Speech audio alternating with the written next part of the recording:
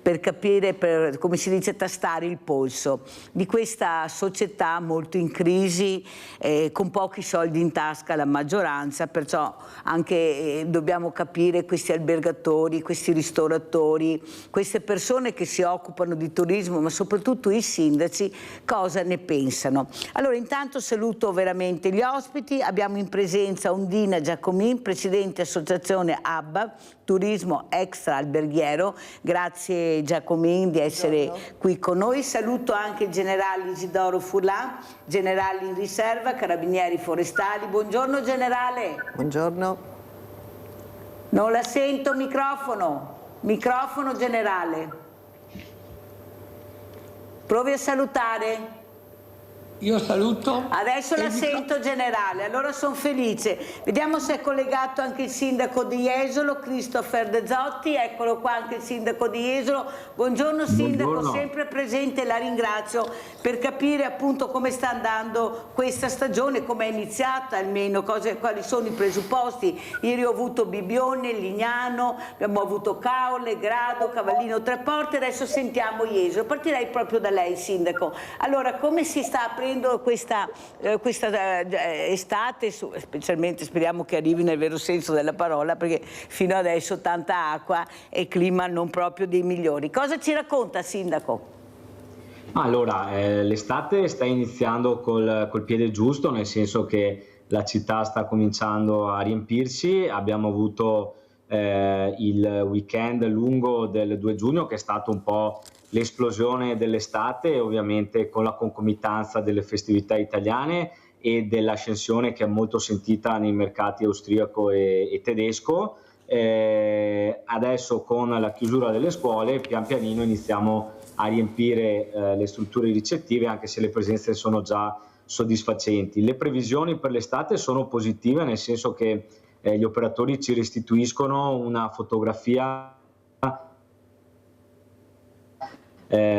confrontata alla pari data 2004 che dà prenotazioni in aumento e flussi appunto in aumento. Ieri la Regione ha diffuso i primi dati dell'inizio del 2025, quindi abbiamo le presenze fino al mese di aprile e per Jesolo c'è un lieve incremento, quindi abbiamo iniziato bene con un aprile che è stato spinto dagli eventi, in particolare dal Festival degli Aquiloni che porta tantissime presenze in città.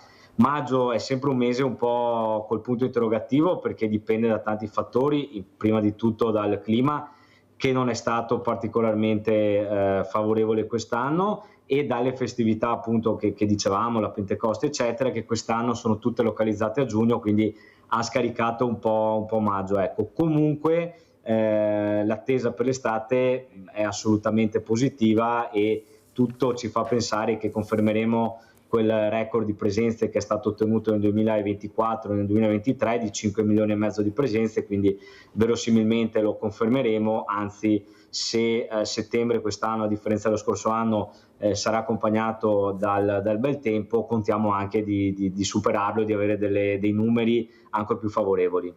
Allora sentiamo anche la Presidente ABBA, Turismo Extra Alberghiero, Ondina Giacomin, cosa ci racconta, cosa vede del suo osservatorio importante e come commenta le parole del Sindaco De Zotti. Prego Ondina. Allora, noi abbiamo una fotografia completamente diversa, perché noi ci basiamo su un turismo, voglio dire, a livello regionale, per cui abbiamo le città, le montagne, certo, i laghi, eccetera, eccetera, per cui insomma 360 gradi. Esatto, è anche logico che in questo momento Jesolo per fortuna faccia il tutto esaurito e speriamo anche che continui fino a settembre.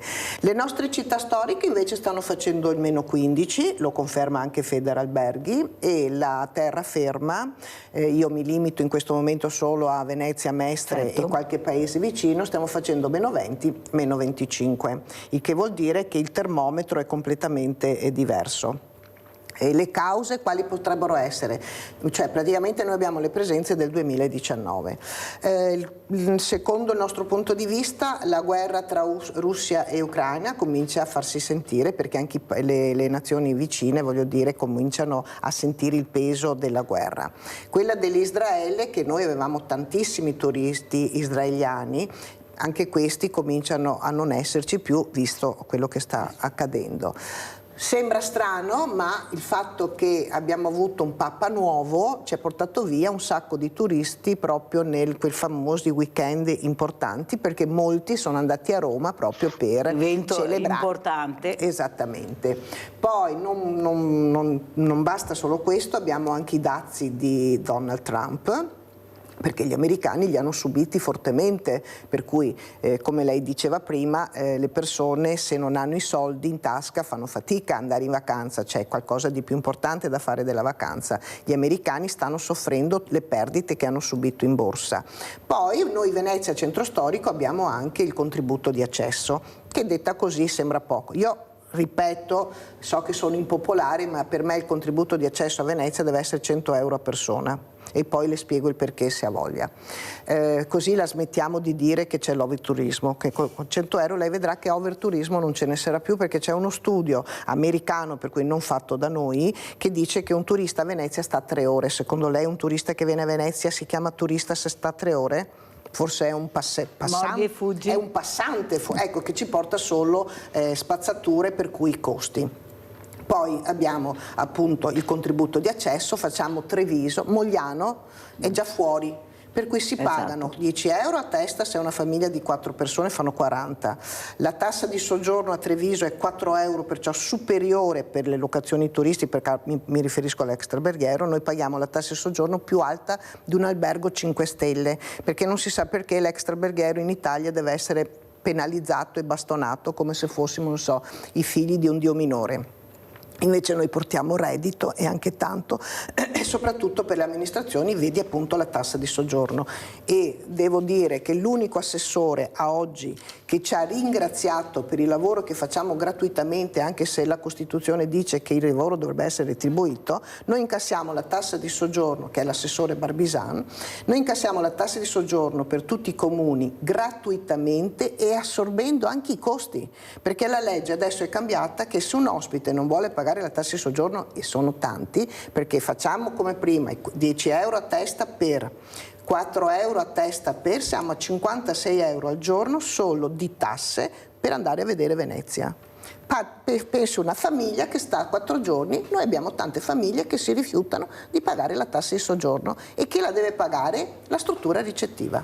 Allora abbiamo sentito anche questa opinione, questi dati, questi numeri che ha dato Ondina Giacomico, sui quali rifletteremo anche col sindaco De Zotti, però vorrei salutare anche il generale Isidoro Furlan, e soprattutto generale, cosa c'è nel tavolo, cosa ha sopra il tavolo? Beh, nel tavolo c'è tantissima cosa, ma volevo aggiungere una notizia ai suoi gentili ospiti sul turismo.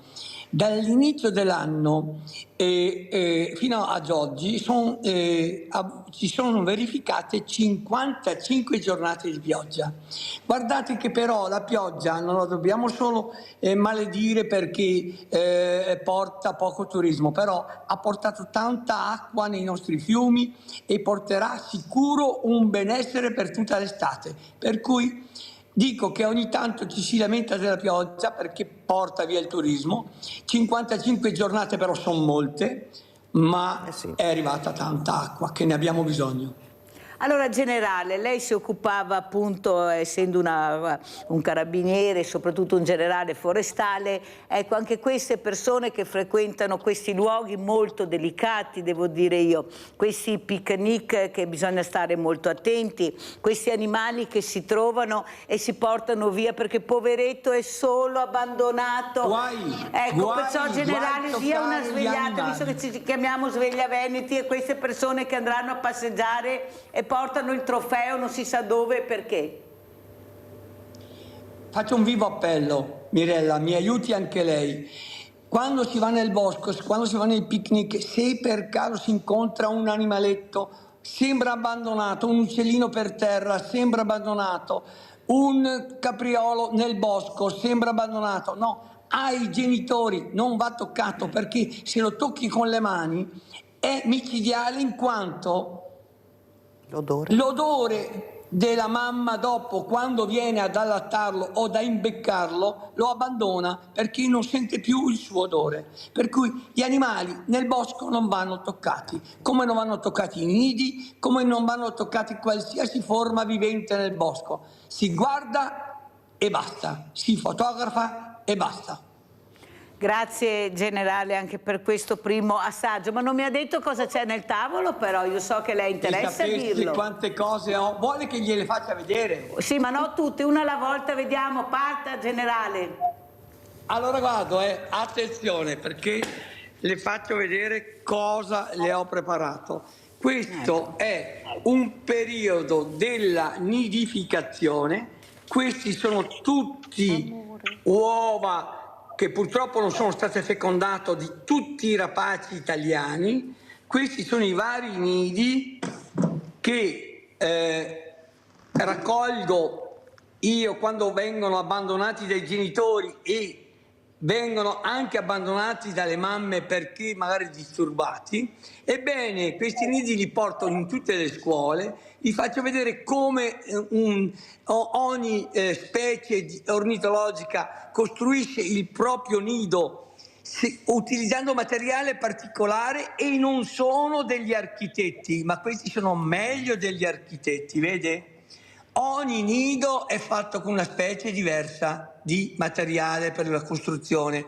Questo è il nido della rondine, questo è il nido del merlo e questo è il nido del tordo bottaccio, che all'interno fa delle bellissime colature di argilla per mantenere ancora meglio i suoi uccellini quando nasceranno.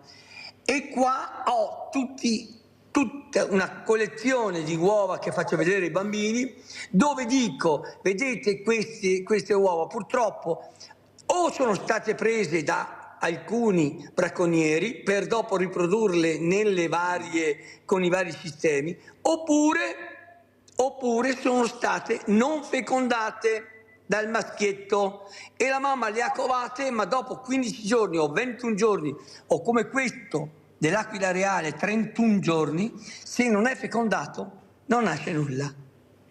Grazie generale, perché veramente è una cosa bellissima da vedere questi architetti, veramente questi sono dei designer, degli architetti, degli ingegneri, sono veramente madre natura, ecco, da sola cosa riesce a fare, ma soprattutto generale, io più che nelle scuole andrei nelle famiglie 2 ore al giorno, quei genitori che non riescono ancora a capire cos'è il rispetto della natura, perché vede generale, io ho osservato questi bambini anche quando ero a Villa Margherita o anche gli orti sociali, quando arrivano, quando vedono qualcosa di strano, che può essere l'uccellino, può essere il piccolo topo, la prima cosa si fermano, guardate che è vera, mettono le mani dietro così e guardano.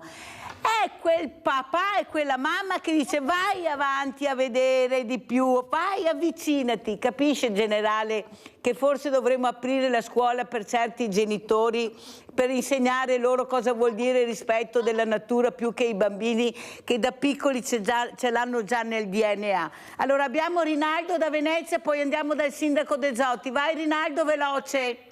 Ciao Mirella e buongiorno ai tuoi ospiti. Ciao. Ti dico che è signora Miso veneziano e sono nato nel 1943.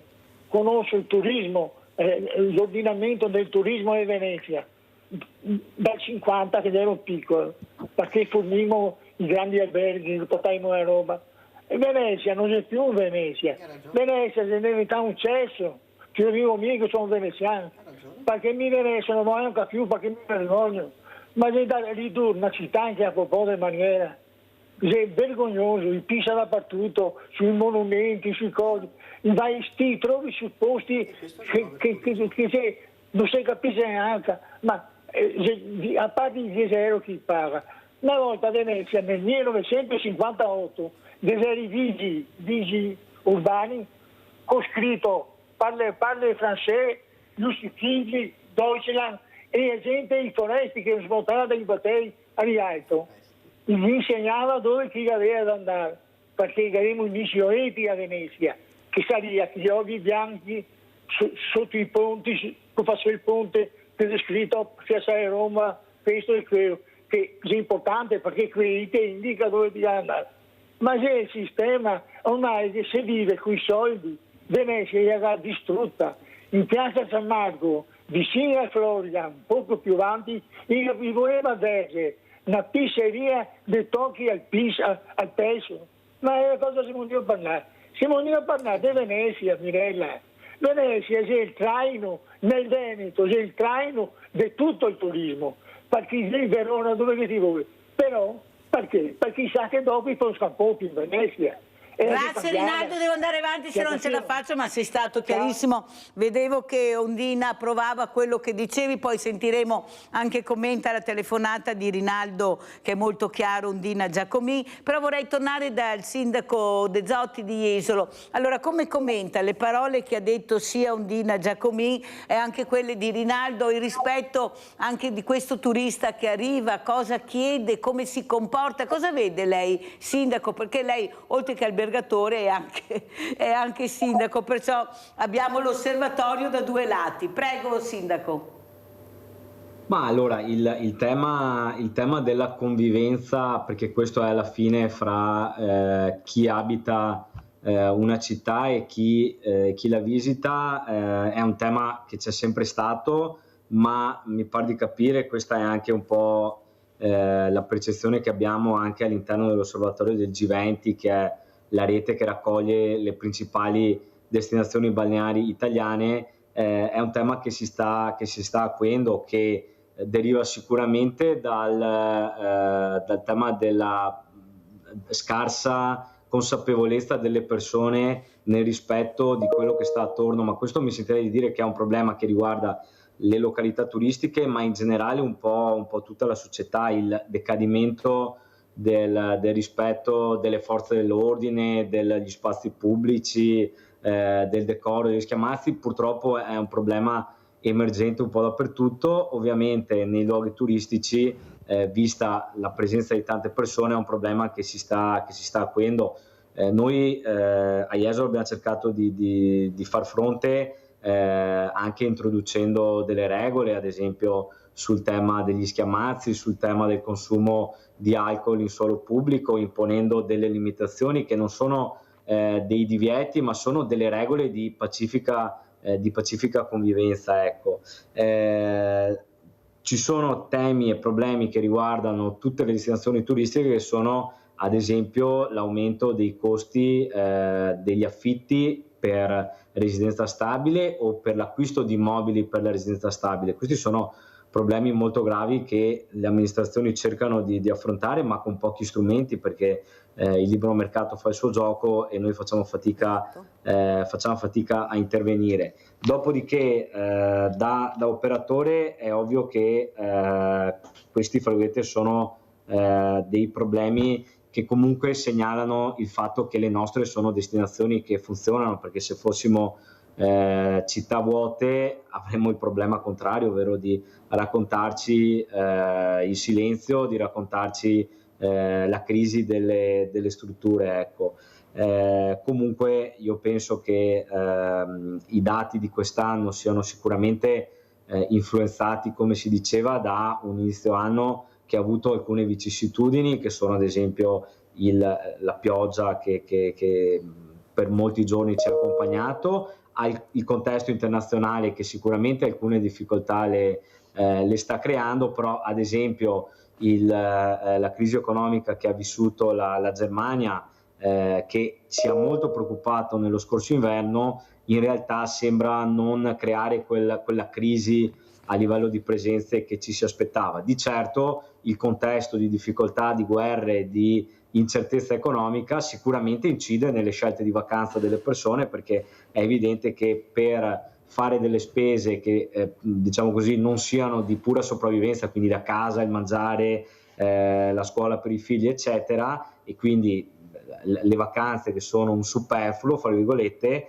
in un contesto di incertezza economica le famiglie e le persone sono più scoraggiate a fare questo tipo di spesa. Ecco, quindi l'auspicio è che si possa arrivare presto a una stabilizzazione sia sul fronte della politica internazionale, della politica commerciale, ma anche dei fronti di guerra, che dopo in realtà, è brutto dirlo, nel turismo balneare spesso premia le nostre destinazioni, perché i turisti sia italiani che europei accorciano il raggio e quindi scelgono prioritariamente le nostre spiagge. Però è ovvio che se il contesto fosse più sereno riusciremo tutti a lavorare più serenamente.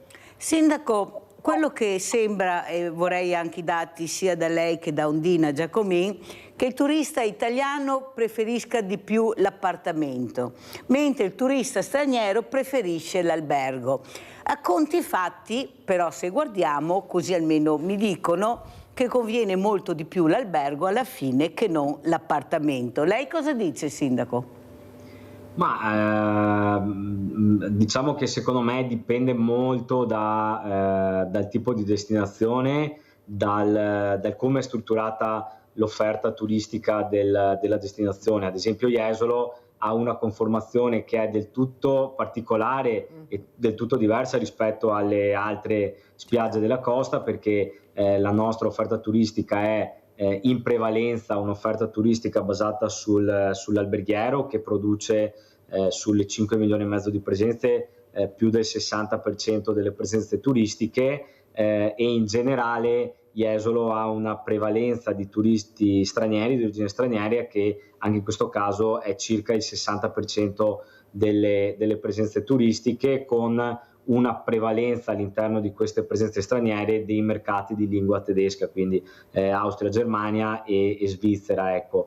Su Jesolo mi sentirei di dire che non c'è, diciamo, una propensione a scegliere da parte di italiani o stranieri una offerta ricettiva rispetto all'altra. Non lo so in realtà diciamo con termini, ad esempio San Michele del Tagliamento Bibione, che invece al contrario ha una offerta prevalentemente fondata sull'extra alberghiero, sulle locazioni turistiche. Lì non saprei dire come sono le proporzioni, però almeno su Jesolo diciamo noi non vediamo una differenziazione in base all'origine, ecco. Di certo lei abbiamo sentito proprio ieri Bibione e San Michele del Tagliamento, perciò è importante sentire anche Jesolo. Sentiamo Ondina Giacomin come commenta sia la telefonata di Rinaldo, so che vuole fare i complimenti anche al generale, ma soprattutto quello che ha detto il sindaco De Zotti. Allora, Rinaldo ha perfettamente ragione. E proprio per quello che dicevo prima, io punterei sul contributo d'ingresso in Venezia Centro Storico a una cifra di 100 euro. Lei mi dirà, ma è pazzesca? No. Se io all'interno di questi 100 euro ti do 4 corse con battello che costano 9 euro a persona, per cui se lei fa 9 per 4, ti do 3 ingressi su 3 musei, ti do gli servizi pubblici a gratis, e lei vedrà che arriviamo già ai 100 euro. La questione è che io comunque per farti usufruire di questi 100 euro ti tengo una giornata a Venezia, per cui tu non sei quel turista che arriva, mi sta 3 ore, mi prende Piazzale Roma, faccio la strada nuova, Rialto, San Marco, Batteo, so casa. Okay? Questo non è il turista che noi vogliamo, perché tra le altre cose è un turista che non consuma nella città, ma ci lascia solo ed esclusivamente dei costi. Okay? Questo che cosa fa? Accontenterebbe Rinaldo, perché allora chi viene a Venezia sono quei turisti che vogliono vedere Venezia, che vogliono vedere i suoi monumenti, che vogliono godere delle cose meravigliose, perché è un museo a cielo aperto, ok? Facendo così, cioè facendo pagare 100 euro, mi diceva l'assessore Caner nell'ultima trasmissione che siamo stati assieme, che lui era in una parte del mondo molto lontana, che per vedere una spiaggia incontaminata, perciò con il nulla, ha pagato $30. E stiamo parlando di una semplice spiaggia. Per cui io credo che far pagare 100 euro a una persona che sta una giornata intera in un museo tutto il giorno, credo che non sia una cifra così irragionevole, ma soprattutto non avremo quella massa di turisti quotidiana che fa rendere invivibile per i cittadini di Venezia la loro Venezia. Io sono perfettamente d'accordo con i cittadini di Venezia. Poi, per quanto riguarda il sindaco, sono d'accordo, allora Jesolo è un fenomeno a sé, diciamo che oggi l'extra alberghiero supera come posti letto l'alberghiero, ma sono due, come posso dire, due modi di fare vacanze o turismo diverse. Non si può dire che è meglio l'una e peggio l'altra, sono modi di sentire. Oggi c'è una domanda, la domanda è per stare in appartamento, perché torniamo sempre alla famiglia di 4 persone, andare a cena fuori mezzogiorno e sera magari costa, prendono un appartamento, fanno la colazione, poi tornano la sera, e tra le altre cose Venezia Centro Storico, i negozi di vicinato stanno lavorando perché ci sono le locazioni turistiche. Poi se lei ha voglia e mi dà la possibilità, io vorrei parlare un attimino di queste locazioni turistiche che sembrano che siano il male del mondo. Le farò vedere che non è così, così magari non ci vogliono più così tanto male. Allora sentiamo anche cosa voleva dire il generale Furlan, che ha visto tutti quei nidi, ecco, a Venezia in certe zone bellissime anche della laguna, se ci si sposta possiamo trovare queste realtà che magari non si sa neppure che esistono. Allora, io volevo dire al generale che tutte le mattine, siccome sono molto giovane, si vede, mi devo fare 5 km al giorno, li faccio anche volentieri, e vado in Pontalonga a Tessera, dove ci sono, io tutte le mattine scatto delle foto a degli uccelli, a delle papere, non saprei il nome, non lo so dire, ma che sono incantevoli, cioè sono dei quadri, la magnificenza di come stanno con le ali sospese, no? Per cui io amo la natura. Poi Mirella, glielo devo dire, io mi sono comprata la casa nel posto più bello del mondo, che è il Nevegal, per cui tutti dovete venire al Nevegal, senza i turisti però. Allora sentiamo generale, a lei cosa dice generale Isidoro Furlan? Microfono? Microfono generale, microfono. Adesso mi sì. sentite?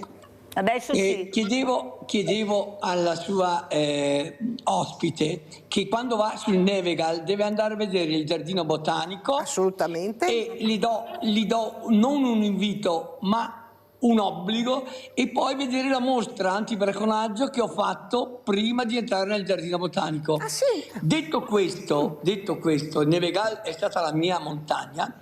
Dopodiché volevo dirvi che comunque il turismo ornitologico è molto importante, perché abbiamo un delta del Po bellissimo, che, guardate, porta tante e tante persone, e tutti vanno con le biciclette ad ammirare gli uccelli, perché è una zona di svernamento europeo protetta da tutta l'Italia e dall'Europa, dove nidificano anche migliaia e migliaia di coppie di uccelli. Per cui il delta del Po, la parte di Rovigo, la parte è controllata dai carabinieri forestali, ma soprattutto anche da questa grande associazione che si chiama Sagittaria, dove fa i censimenti di tutto l'anno di tutti i palmipedi che nidificano a livello stanziale nella zona del delta del Po. È vero.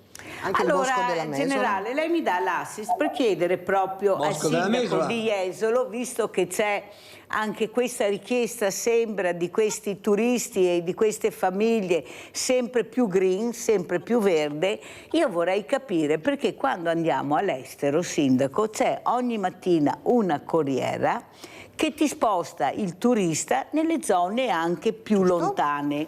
Vai a vedere delle cose che dopo magari dici, ma tutto sommato cosa ho visto? Noi qui abbiamo il mondo e non mi sembra che ci siano queste corriere che partono tutte le mattine con questi viaggi organizzati, perché noi abbiamo la tendenza di tenere il turista là, solo là, deve spendere là e poi deve ripartire. Esatto. Lei cosa dice, sindaco? È vero quello che io noto e le posso assicurare che giro parecchio? Oppure bisognerà cambiare anche mentalità un pochino, visto quello che abbiamo la fortuna di avere, non a caso ci chiamano il bel paese, perché abbiamo di tutto e di più. Cosa dice, sindaco? Ma allora, io dividerei fondamentalmente la questione in due temi. Durante il periodo estivo, quando c'è bel tempo, il turista che va al mare lo fa per andare al mare, quindi è difficile muovere quel turista, salvo che non ci sia una giornata di brutto tempo o tempo incerto, ecco.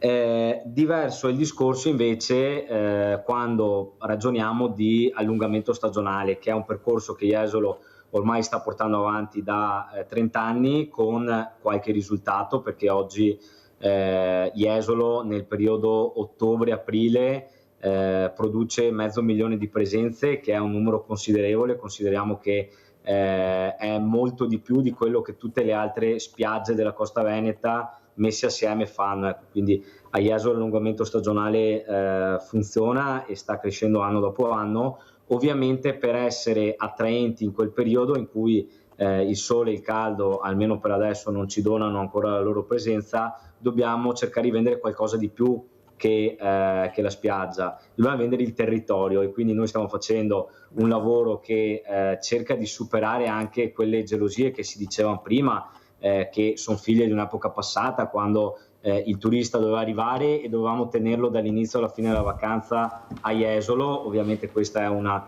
mentalità non più attuale, che va superata e che stiamo cercando di superare, quindi cerchiamo di vendere il territorio sia all'interno di Jesolo, raccontando in primis la natura ambientale che abbiamo. Ad esempio Jesolo è sito UNESCO perché confiniamo con la laguna di Venezia. Proprio in questi giorni la Regione Veneto sta concludendo i lavori della ciclovia Venezia-Trieste all'interno di Jesolo, che corre proprio accanto alla laguna, e sarà un nuovo percorso importantissimo e che si collegherà sia con Treviso sia con Monaco che con Trieste, quindi un percorso importantissimo dal punto di vista del ciclismo e del turismo ambientale. Stiamo cercando di vendere la cultura con un museo nuovo di Zecca, ma cerchiamo di vendere anche il territorio che sta attorno a noi, in maniera anche un po' diciamo anomala, tant'è che qualcuno si è interrogato rispetto a quello che stavamo facendo. Il nostro sito di promozione turistica, che è jesolo.it, al proprio interno vende Jesolo, ma vende anche il territorio che sta attorno a noi, vende Cavallino Tre Porti, vende Valdobbiadene, vende Asolo, vende Venezia naturalmente, ma tutti anche i piccoli borghi e le piccole realtà che stanno attorno a noi. Stanno nascendo anche delle offerte turistiche soprattutto legate alla bici, ma anche alle escursioni in Vespa, ad esempio, che appunto vendono dei pacchetti ai nostri turisti che sono molto gettonati, appunto per portarli fuori da Jesolo e fargli scoprire delle esperienze nuove, perché alla fine ci siamo accorti che assieme all'anima green c'è anche la voglia di esperienze. Questo cerca il turismo oggi e il turista oggi, quindi bisogna cercare di vendere non solo una città ma un intero territorio, e noi siamo fortunati in Veneto perché abbiamo il mare, abbiamo la montagna, abbiamo la collina, abbiamo il lago, abbiamo dell'ottimo vino, dell'ottimo mangiare, quindi ne abbiamo di tutti i colori da raccontare, ecco. E anche noi abbiamo bisogno di vendere pubblicità.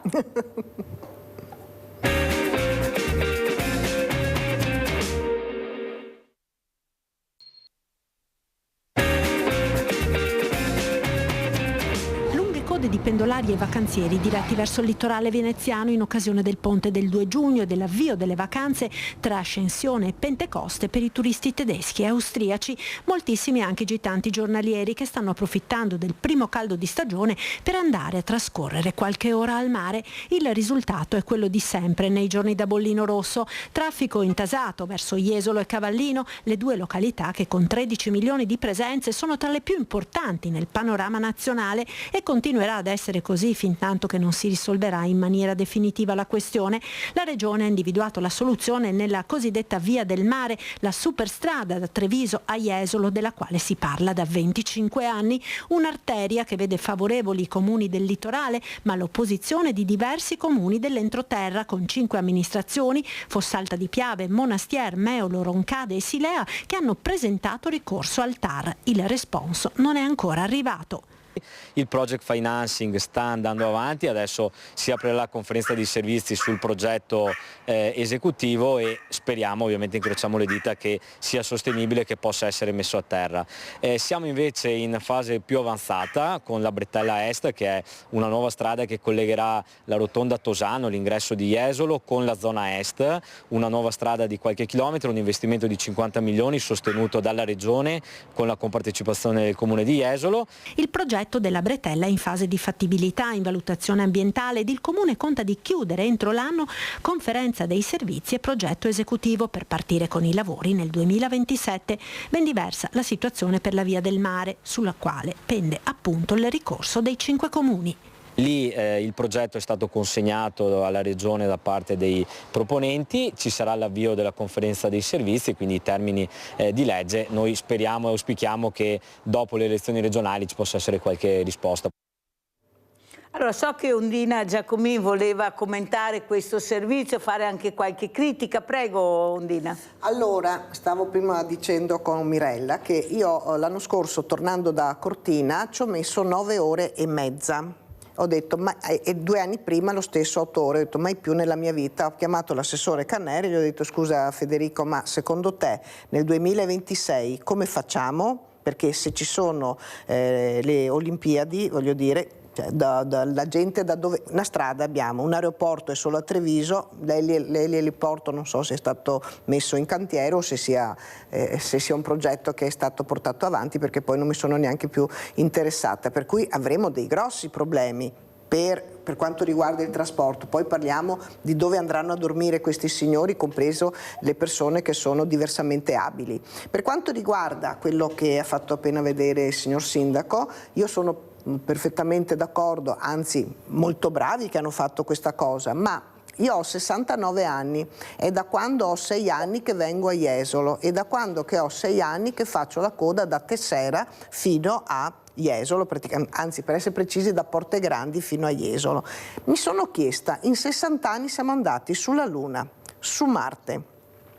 Credo che abbiamo fatto le navi più veloci al mondo, gli aerei più veloci al mondo, non siamo riusciti a fare un collegamento Tessera, Mestre, via mare, via treno. In 60 anni non siamo riusciti a fare un collegamento del genere con appunto una località turistica che, come dice il sindaco, porta 12 milioni di persone. Io credo che in questi 60 anni la politica non si è accorta che Jesolo manca di collegamenti.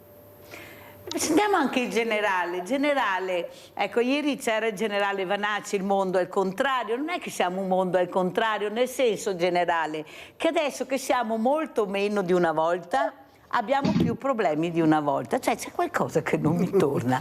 Cioè una volta eravamo tantissimi, perché i numeri sono numeri, e non c'erano tutti questi problemi di spostamento. Ci aspettava. Adesso è il disastro.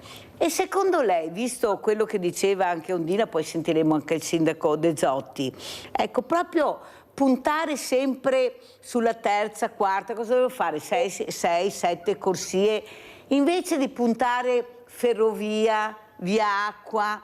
Cioè c'è qualcosa che non mi torna. In generale, lei come uomo, diciamo, indipendentemente di quello che si occupa, cosa direbbe? Microfono. Microfono generale. Adesso mi sente, vero? Sì, adesso sì. Le chiedevo un'autorizzazione, Mirella, in forma molto garbata. Vorrei porre una domanda al signor sindaco De Zottis. Prego. Signor sindaco, mi sente? La Sì. sento. E io personalmente ho dedicato 25 anni fa, insieme a Roberto Basso, a fondare ed allestire il Museo di Scienze Naturali di Jesolo. Io non voglio essere polemico, però perché dopo 50.000 presenze che avevamo al Museo di Jesolo, 30.000 studenti che venivano a visitare il museo, ve lo siete fatti scappare e siamo andati addirittura a fondarlo di nuovo al sud? Sono stato gentile, non sono stato sgarbato. Mi scuso se le ho posto questa domanda. Prego, sindaco. Bene, generale, io le restituisco la domanda e le dico, lo chieda pure al dottor Roberto Basso il motivo per cui non è più a Jesolo, perché la riapertura del Museo di Storia Naturale è un'opera mia, fortemente voluta da me come sindaco, da questa amministrazione. Tuttavia, come chiunque sa, e lei che è uomo di legge dovrebbe saperlo meglio di me, l'affidamento di spazi pubblici passa sempre attraverso delle procedure di evidenza pubblica che ovviamente a scadenza della concessione, diciamo, degli spazi che aveva in essere l'associazione che gestiva il Museo di Storia Naturale di Jesolo, scadenza che era il 31/12/2024. Noi dovevamo andare avanti come stiamo andando avanti con i termini di legge. Questa procedura non era condivisa da parte appunto di questi soggetti e c'è stata una scelta di prendere e andare altrove. Ecco, molto semplice la risposta e sinceramente penso che l'abbiamo già data più volte pubblicamente. Se posso, Mirella, vorrei però parlare di cose più concrete, certo, come ad esempio le strade, se posso. Prego. Sì, allora io ho il dovere come amministratore di badare al presente e possibilmente al futuro. Io non lo so, o magari lo so, ma non penso interessi a nessuno i motivi per cui in tanti anni non si è ritenuto di dare le risposte alla viabilità, non solo di Jesolo, perché badiamo bene, il problema di questa viabilità è che, come non accade da nessun'altra parte, abbiamo 2 destinazioni balneari che sono la prima e la terza nella classifica delle spiagge italiane, che assommano 13 milioni di presenze, che gravitano su un'unica strada. Questo è il vero tema, ecco, perché se la viabilità fosse utile a solo una destinazione probabilmente sarebbe anche sufficiente, ecco. Mettiamo da parte un attimo diciamo quelle che sono le idee che non sono concretamente attuabili oggi, perché pensare di fare una strada che attraversa la laguna per tanti motivi: il primo economico, il secondo di carattere di fattibilità, proprio perché pensare di far attraversare una strada in un sito UNESCO credo sia molto difficile da un punto di vista ambientale, quindi tralasciamo quella cosa. Sulla ferrovia al momento non esiste nessun tipo di progettualità, che ovviamente non dipende dal comune. Oggi l'unica cosa fattibile, concreta, realizzabile domani mattina è il project financing della Via del Mare. Quindi io come sindaco, e su questo ho piena condivisione con la collega Cavallino Treporti, ho il dovere di fare tutto il possibile per quanto di mia competenza perché questo procedimento possa andare avanti. Finalmente, dopo 30 anni di percorso, si è arrivati quasi all'avvio della procedura. Il soggetto proponente di questo project financing per un'opera che avrà il costo di 600 milioni di euro, quindi non esattamente briciole, ha presentato il progetto esecutivo, ci sarà l'avvio della conferenza dei servizi. Noi incrociamo le dita che tutto questo vada a compimento, perché sarebbe finalmente la possibilità di fare qualcosa di concreto. Contemporaneamente, e qui siamo ancora più avanti nel procedimento, la Regione Veneto ha messo a disposizione 50 milioni di euro nel territorio del comune di Jesolo, a cui se ne aggiungono 6 milioni che mette il comune di Jesolo, e sfido a trovare qualsiasi altro comune in Veneto che mette una cifra così rilevante sulla viabilità di carattere regionale per la realizzazione il completamento della bretella verso est, quindi la strada che porterà dall'ingresso di Jesolo fino alla zona di Piazza Torino, Piazza Milano, La Pineta e Cortellazzo. Questo permetterà di togliere fino al 25% delle auto che arrivano all'ingresso di Jesolo e quindi sgravare il resto della viabilità. Lì siamo in procedura di screening ambientale in città metropolitana, i termini sono scaduti per le osservazioni, quindi contiamo per quest'anno di avviare la conferenza di servizi, nel 2026 fare il progetto esecutivo e nel 2027 partire con il cantiere, e qui siamo molto più avanti. Ecco, se così fosse, io penso che rispetto a 60 anni di parole e di niente, in pochi anni si è arrivati a fare dei fatti. Ondina? Sì? Come commenta quello che ha detto il sindaco? So che aggiungevi qualcosa sottovoce. No, dico, credo che quello che dice il signor sindaco è corretto, voglio dire, i miracoli non li fa nessuno, però anche lui 2 minuti fa ha detto che le spiagge più importanti del nord Italia sono quelle di Bibbione, di Jesolo, Lignano, eccetera, per cui parliamo di milioni di persone. Non dico che è colpa del signor sindaco o della politica di oggi, ma in 60 anni fare dei progetti perché la viabilità fosse più agevole proprio per questi milioni di persone, credo che sia un compito della politica, non del cittadino. Poi UNESCO o non UNESCO, se non vogliamo passare attraverso la laguna, voglio dire, di fianco abbiamo una strada, giusto, che corre, si possono allargare e fare 2 corsie. Forse prima Mirella dice magari ci sono degli interessi sotto che non vanno... No, lo dico sempre, ecco, non solo questa mattina, che pensare male toccati. si fa peccato, ma qualche volta però, ci si azzecca. Siccome io non sono una politica, faccio altro, lascio ai politici, voglio dire, la soluzione dei problemi. La mia era solo ed esclusivamente una sensazione da cittadino che ho. Io ho 69 anni, sono 63 anni che io per andare a Jesolo faccio la coda, punto. E questo è un dato di fatto. Poi che non si possa sistemare la cosa, questo la lascio agli altri.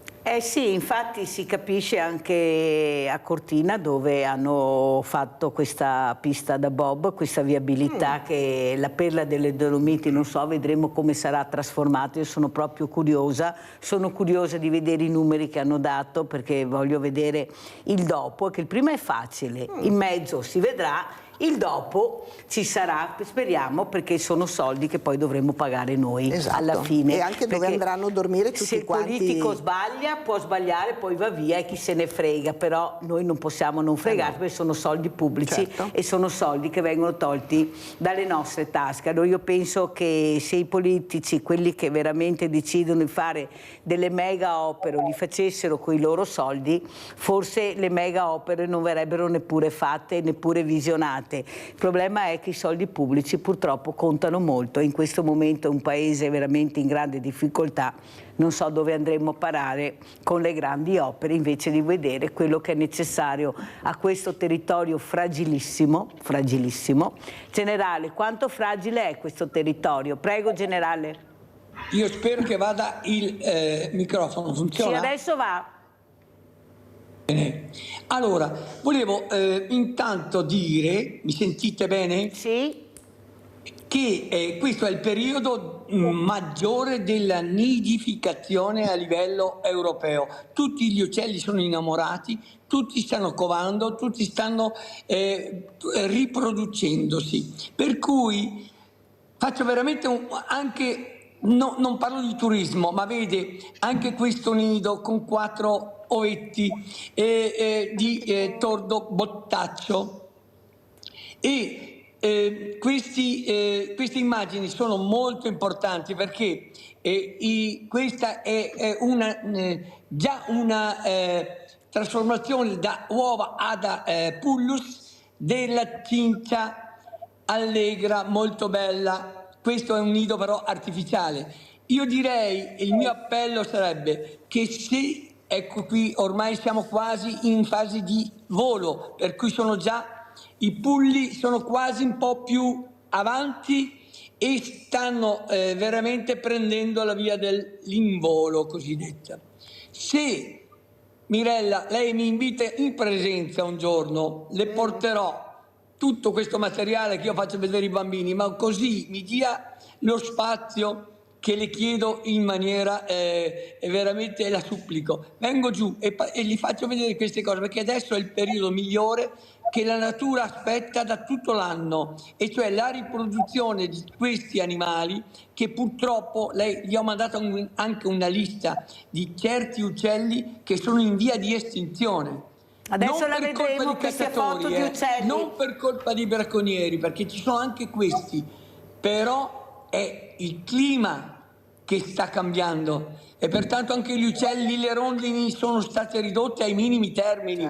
Abbiamo i rondoni che stanno veramente depauperandosi nell'involo. Questo è un nido di merlo, come vede già è nato uno, lo vede sulla sinistra? Sì. Per cui ci siamo. Adesso io nel mio telefonino vedo poco.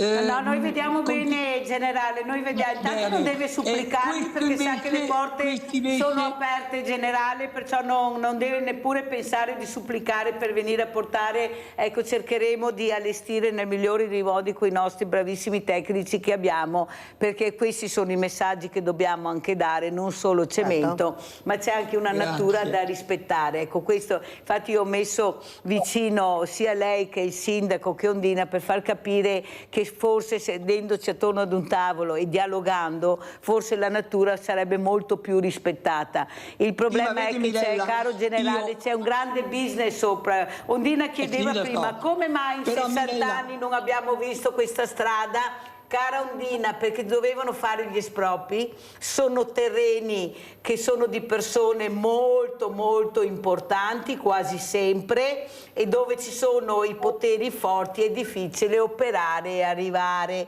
perché l'Italia è veramente nelle mani dei poteri forti, lo dico chiaro e tondo per chi non vuole ascoltare. I sindaci fanno una fatica della Madonna per essere ascoltati. Vediamo questo giovane sindaco che sta cercando anche di cambiare le regole del gioco, ma come avete sentito, ecco, stuzzicandolo un pochino non è così facile, perché poi purtroppo deve passare il cerino a qualcun altro, perché la colpa bisogna andare a vedere dove inizia. Ecco, noi abbiamo il famoso Pirubì sindaco che in certe zone io dico ma valeva la pena di fare questa roba che ormai è sorpassata, ma la legge prevedeva che doveva essere fatta là, perciò ti trovi un'autostrada dove non c'è anima viva che passa. Io mi sono messo in mezzo con la macchina e ho detto ma siamo fuori di testa, però il Pirubì funziona ancora così e nessuno cambia. Sindaco De Zotti, allora viva i giovani, forza ai sindaci giovani, alle sindache, ecco, avete questa forza nelle vostre mani che è il popolo che vi vota, perché è quello, voi avete questa eccellenza che siamo noi, perché se seminate bene venite rieletti. Prego sindaco, come conclude? Ma direi che la volontà è ciò che fa la differenza nella pubblica amministrazione. Lo dico soprattutto perché determinati procedimenti sono realmente complessi. La via del mare, che forse oggi vede il passo conclusivo con questo sindaco, è iniziata con 4 sindaci prima di me e quindi 4 amministrazioni comunali in oltre 20 anni a Jesolo hanno portato avanti questa procedura che in un paese come l'Italia ha una procedura burocratica infinita. Ciò che fa la differenza fra farle e non farle è la forte volontà politica, che a Jesolo non è mai mancata, perché chiunque dei miei predecessori come me ha cercato di portare avanti questa cosa. Ecco. Ovviamente lo si fa in un contesto normativo difficile e in un contesto finanziario ancora più difficile, perché la regione Veneto, seppur una regione fortunata, ha i suoi problemi, contando che è una regione che non ha l'addizionale IRPEF per una scelta politica che è stata fatta, e quindi mancano risorse rispetto ad altre regioni come Emilia Romagna, che hanno l'addizionale IRPEF, per non parlare delle regioni a statuto speciale che sono a noi contermini, che hanno una quantità di risorse superiori e che possono più agevolmente distribuire sul territorio. In Veneto, pur amministrando molto bene il denaro pubblico, non ci sono tante risorse aggiuntive per finanziare opere come queste, quindi bisogna studiare anche delle idee diverse, come ad esempio il project financing, che è quello che finanzierà la via del mare. Ecco. Tuttavia, ripeto, la differenza la fa la volontà. Ecco. Adesso io non posso commentare cosa è successo negli ultimi 60 anni, provo a commentare quello che succede intorno a me in questo momento. Leone da Trebasele, che vai Leone? Ciao Milena, grazie, saluto i tuoi ospiti. Allora si parla dell'ambiente e del clima. Vorrei chiedere al generale, che se ne intende, quanto inquinamento produce una guerra? Ma è vero. Si è mai sentito dire che le guerre causano inquinamento? Allora io vorrei sapere l'opinione del generale, quanto inquinamento produce una guerra, oltre ai danni, morti, eccetera, eccetera. Ciao Milena, grazie. Grazie a te, abbiamo perso il collegamento col generale, vediamo Leone se riusciamo a riprenderlo. Vediamo, aspettiamo, intanto volevo salutare il sindaco De Zotti, grazie di essere stato con noi sindaco, però domanda d'obbligo, sindaco Oscar Christopher De Zotti. Grazie, buona giornata. Sì, secondo, terzo mandato, quarto per qualcuno, lei da che parte sta? Ecco, con questa domanda abbiamo perso anche De Zotti, si è chiuso tutto, vedete come funziona, vediamo se invece Niente, è finito tutto, sono andati via, è caduta la linea. Allora io ringrazio, spero che Ondina rimanga qui con noi perché dobbiamo parlare di tante cose. Questa mattina abbiamo delle cose importanti, dei numeri veramente da persone competenti come lei, giusti, corretti, perché non parla con numeri, che non diamo i numeri, ma diamo dei numeri corretti. Esatto. Allora adesso andiamo in pubblicità.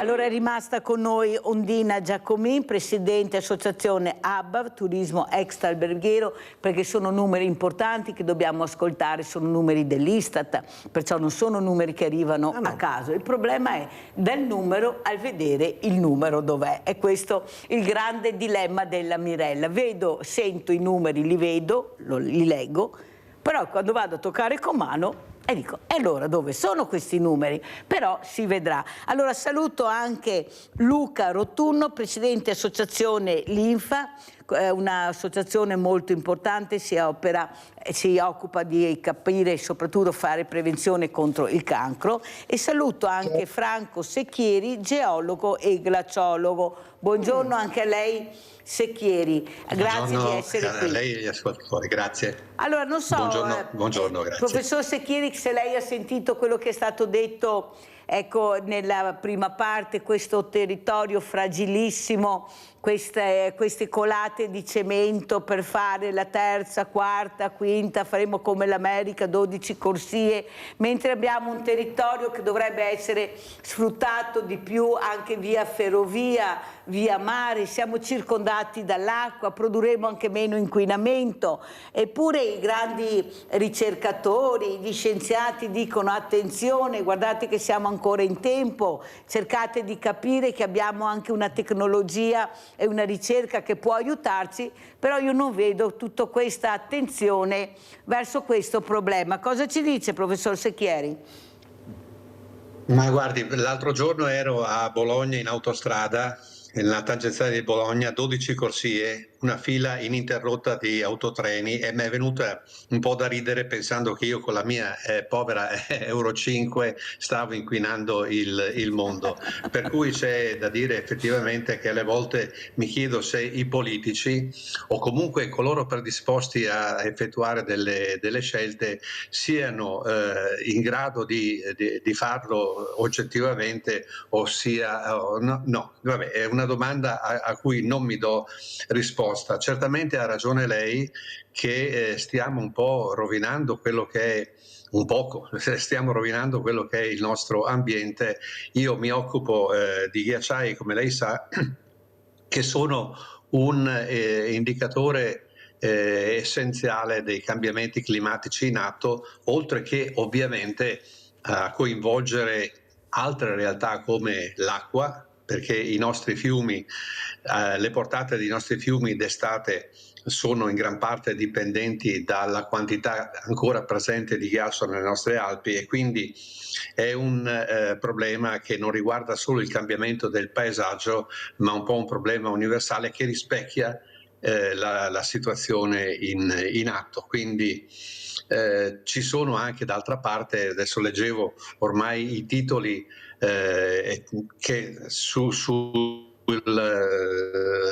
appaiono veramente incredibili, no? Perché ogni volta danno l'immagine della fine del mondo e lo fanno solo perché tu vada a cliccare lì, e dicono anche spesso e volentieri delle sciocchezze. Per carità, adesso non voglio ingigantire il problema, però non vorrei che ogni volta che uno parla di grandi eventi diventi automaticamente un grande personaggio. Insomma, ci vorrebbe anche una adeguata preparazione. Grande professore, per fortuna che l'ha detto, però sa, la meritocrazia in Italia di far parlare le persone competenti che sanno non è che sia così tanto premiata, anzi quasi quasi danno fastidio, è meglio che li mettiamo fuori gioco, così si fa prima. Però professore, io vorrei anche chiedere, adesso questa pista da bob, visto la mancanza di acqua che c'è, il bisogno di acqua che avrà, e soprattutto questo ghiaccio adesso sembra refrigerato perché dovrà durare, lei cosa ne pensa? Le domande con la Mirella stamattina si bloccano. Ecco, allora vediamo se riusciamo a riprendere il professore Secchieri. Niente, è bloccato, poi le rifaremo. A proposito di tecnologia. A proposito di tecnologia, andiamo da Luca Rottuno, questo presidente associazione Linfa. Allora Presidente, cosa ci racconta questo inquinamento che questi grandi esperti cercano anche di combattere? Voi state cercando di fare anche una prevenzione importantissima, ecco, perché il mangiar sano, il movimento. Ecco, cosa ci dice Presidente? Come vede la situazione? Prego. Ringrazio per l'invito, perché parlare di prevenzione del cancro in questo momento non è mai troppo, per cui sono contento che nella vostra trasmissione a parlare di questo problema enorme. E sì, l'inquinamento, l'ambiente, siamo d'accordo, è una delle cause dei vari tipi di tumore, ma soprattutto sono altri stili di vita che ultimamente stanno portando a un aumento del cancro, soprattutto nella fascia dei giovani. Noi siamo molto preoccupati sia dell'aumento del numero di tumori, ma soprattutto siamo in questo momento molto preoccupati dell'abbassamento dell'età. Credo che oltre all'inquinamento ambientale, molto fa per quanto riguarda il cancro del seno l'alimentazione e anche altri stili di vita che non sono quelli di una volta.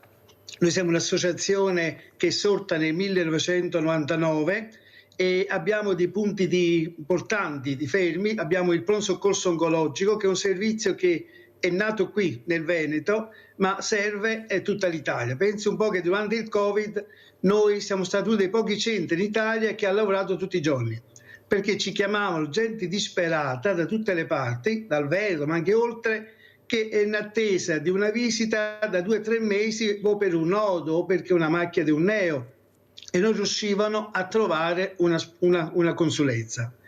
Io dico sempre in televisione che l'attesa di una visita è 1000 volte peggiore della malattia stessa. Infatti in quel periodo del Covid abbiamo visto una cosa che non è mai capitato in 40 anni di professione. Arrivavano persone che aspettavano una consulenza da 3-4 mesi e quando li mandavamo via dicendo che avevano un cancro, andavano via felici. Perché? Perché sapevano quale strada dovevano percorrere. Per cui è importante, dico sempre, parlare di questo fenomeno, anche perché durante il Covid, io dicevo sempre, ho fatto migliaia di editoriali, state attenti, abbiamo questa terribile malattia, ma se non facciamo prevenzione in questo periodo ci troveremo, quando è finito il Covid, ad avere una pandemia di cancro, quello che stiamo vivendo purtroppo in questo momento. Allora, professore, la mia domanda è anche questa, ma non le sembra che questi giovani, i messaggi che arrivano loro siano devastanti? Nel senso, l'abuso di alcol, di droghe, e chi è che mette nel piatto d'oro queste cose? Lo trovano dietro l'angolo il nemico. Tanto è vero che l'uso della droga è una cosa veramente che sta facendo rabbrividire di questi bambini, perché parliamo di 12 anni, non è che parliamo... Soprattutto il movimento, ma come? Il movimento è salute e iniziamo a fare sport dalla quinta elementare, oppure devi essere fortunato ad avere quel dirigente, quell'insegnante, ma io penso che abbiano bisogno di professionisti questi bambini per fare attività motoria. Lo sport che è entrato in Costituzione fortunatamente nel 2024. Non le sembra, professore, che forse dobbiamo anche vedere che messaggi stanno arrivando a questi giovani? Chissà perché, ecco, questa incidenza sta calando nell'età. Lei cosa ne dice? Mangiare sano? E dove mangiamo sano, professore? Ma ci vuole... Io veramente l'ho chiesto alla Coldiretti e tutto, ma cosa state vendendo? Perché io continuo a mettere l'insalata, sale, olio, aceto, non sa niente, le fragole pesano 4 etti e mi sembra di mangiare plastica. Il bio, cos'è il bio? Professore, lei cosa dice? Lei dice una buona alimentazione. Cos'è una buona alimentazione nel 2025? Prego, professore. Allora, noi una volta, addirittura io e il professor Berrino pensavamo anni e anni fa, avevamo fatto uno studio COS, dove si pensava di creare l'alimentazione che preveniva il cancro. È stata un'illusione, perché purtroppo poi dopo pochi anni abbiamo visto che era impossibile. Quindi oggi noi parliamo degli alimenti che fanno meno male. Non c'è nessun alimento, io credo, al mondo che non faccia male. Quindi bisogna trovare il pericolo minore. E allora cosa dobbiamo fare? L'importante è informare, per questo dico sono importanti queste trasmissioni. Io spero che vengano viste anche dai ragazzi e che vengano fatte anche nelle scuole. Perché? Perché manca purtroppo nelle scuole un'educazione sanitaria.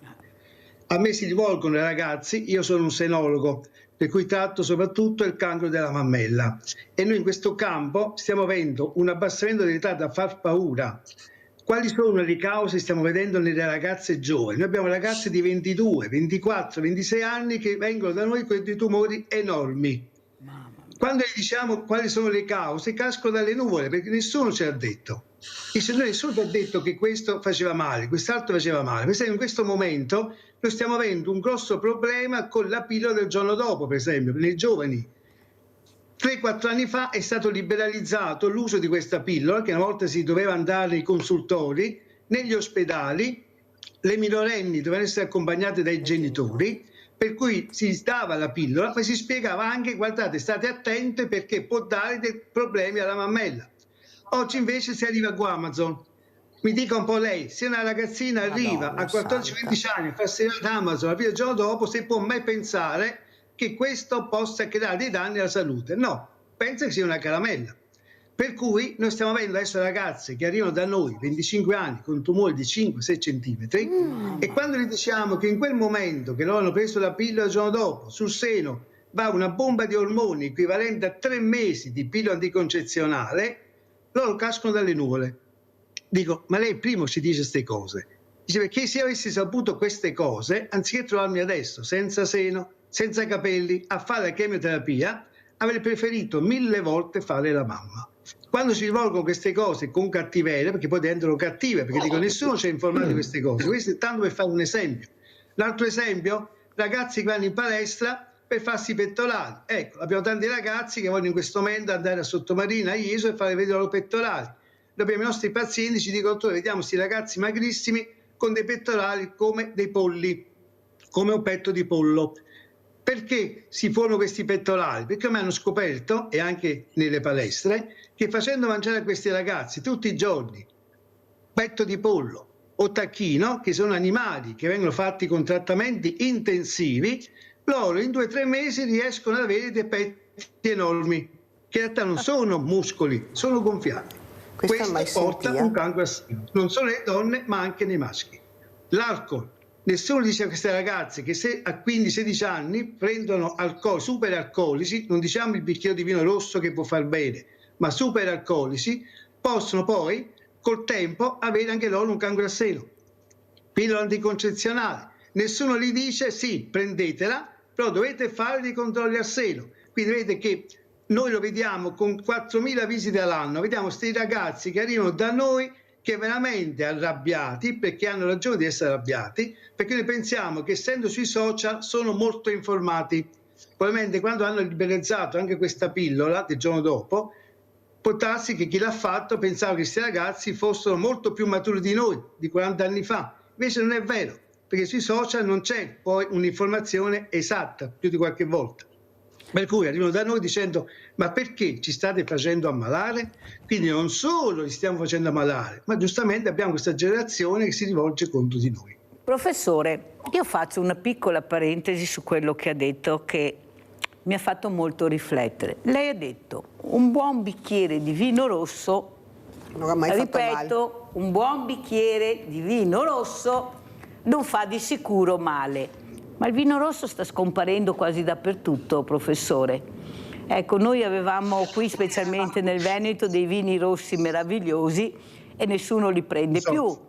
E guardi che io lo dico diverse volte, come mai, professore, ci sarà un perché? Ecco, il messaggio che arriva qual è? Cosa devi bere? E questi ragazzi, chi li informa? Io ho avuto una sessuologa 2 o 3 anni fa e lei ha detto, ma perché non se ne parla in classe? Anni fa, professore, perché è fondamentale che questi ragazzi riescano a capire il valore del proprio corpo. Cos'è il corpo? Il rispetto per il proprio corpo, il rispetto del sesso. Cos'è il sesso? Questi arrivano a 14 anni che pensano avere, come dice lei, le caramelle e i giocattoli, ma non si fa.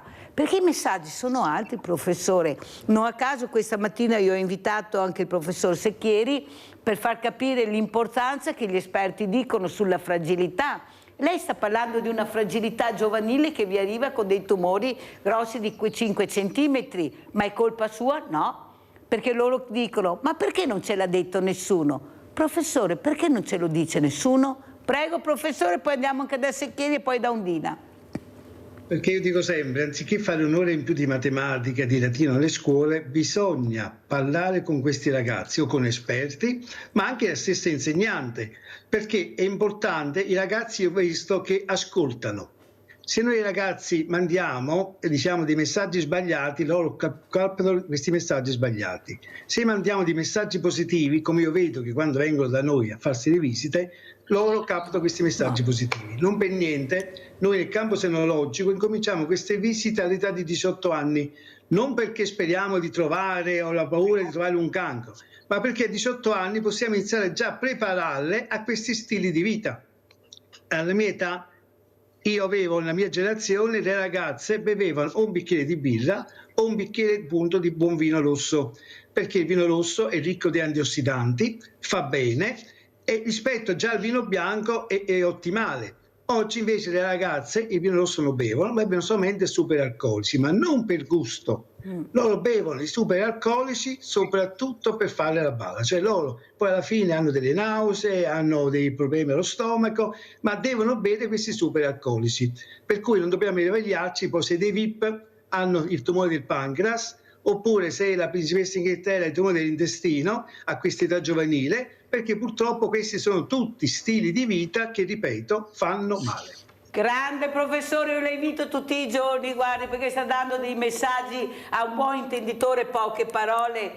Genitori, svegliatevi anche voi, nonni, svegliate i vostri figli che sono dei genitori, a volte, non tutti per carità, ma a volte genitori impossibili per questi bambini che non possono difendersi di sicuro. Abbiamo Porti Paola pazienza, da sarebbe Padova. proprio l'unica cosa, volevo dirle. Pensi che noi stiamo avendo le cose che sembrano barzellette. Noi abbiamo pazienti che arrivano da noi con le mamme a farsi la visita senologica a 16-17 anni perché hanno notato un nodo, un addensamento del seno, e io, e purtroppo per motivi professionali, per segreto professionale, non posso dirlo ai genitori, so che queste ragazzine di 16-17 anni hanno già preso in un anno 2 o 3 volte la il giorno dopo.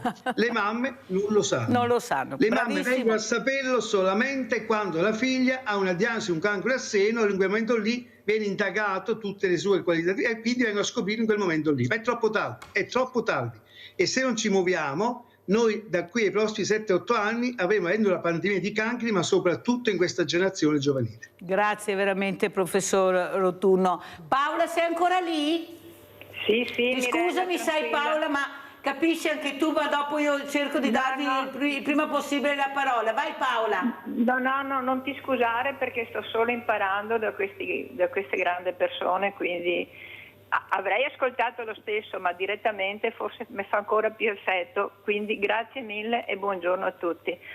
Allora, professore, giustamente lei ha accennato all'alimentazione, cosa che non sento più nominare da nessuna parte, quando già nei primi anni 90 il professor Veronesi, insomma, credo creatore e direttore dell'AIRC, Istituto Tumori per una Vita, credo che ne sapesse qualcosina, il quale ha pubblicato dei libri quanto sia importante eliminare, lui parlava proprio di eliminare la carne, lui infatti era vegano, vegetariano, proprio come prevenzione dei tumori, però non se ne parla, anzi addirittura abbiamo solo questa carne da allevamenti intensivi, come lei ha accennato, che sono tirati su, alimentati, antibiotici eccetera eccetera, in 6 mesi, in 3 mesi, anzi addirittura mangiamo, cioè chimica e mostruosità.